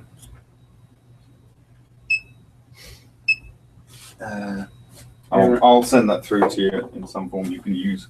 Yeah, yeah, how do you do that? Brian, you want to see this? Yeah. Wow. We'll make a statue of you someday.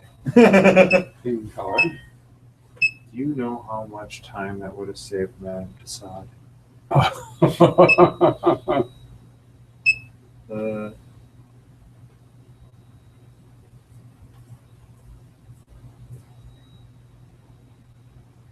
That's right, she painstaking and took 1,000 different kinds of measurements, right? Something like that. At least hundreds.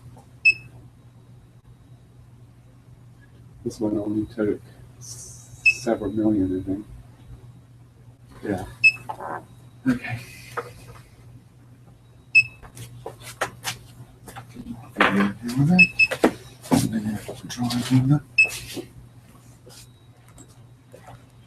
Here's your bag. Oh, over there. Do you want this in your bag too? Yes.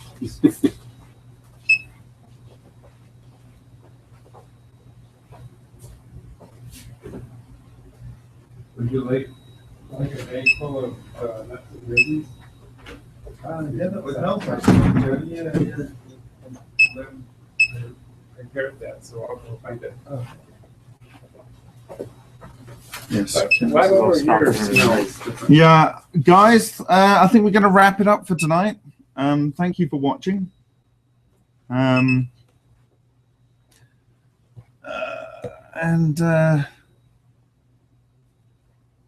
play safe.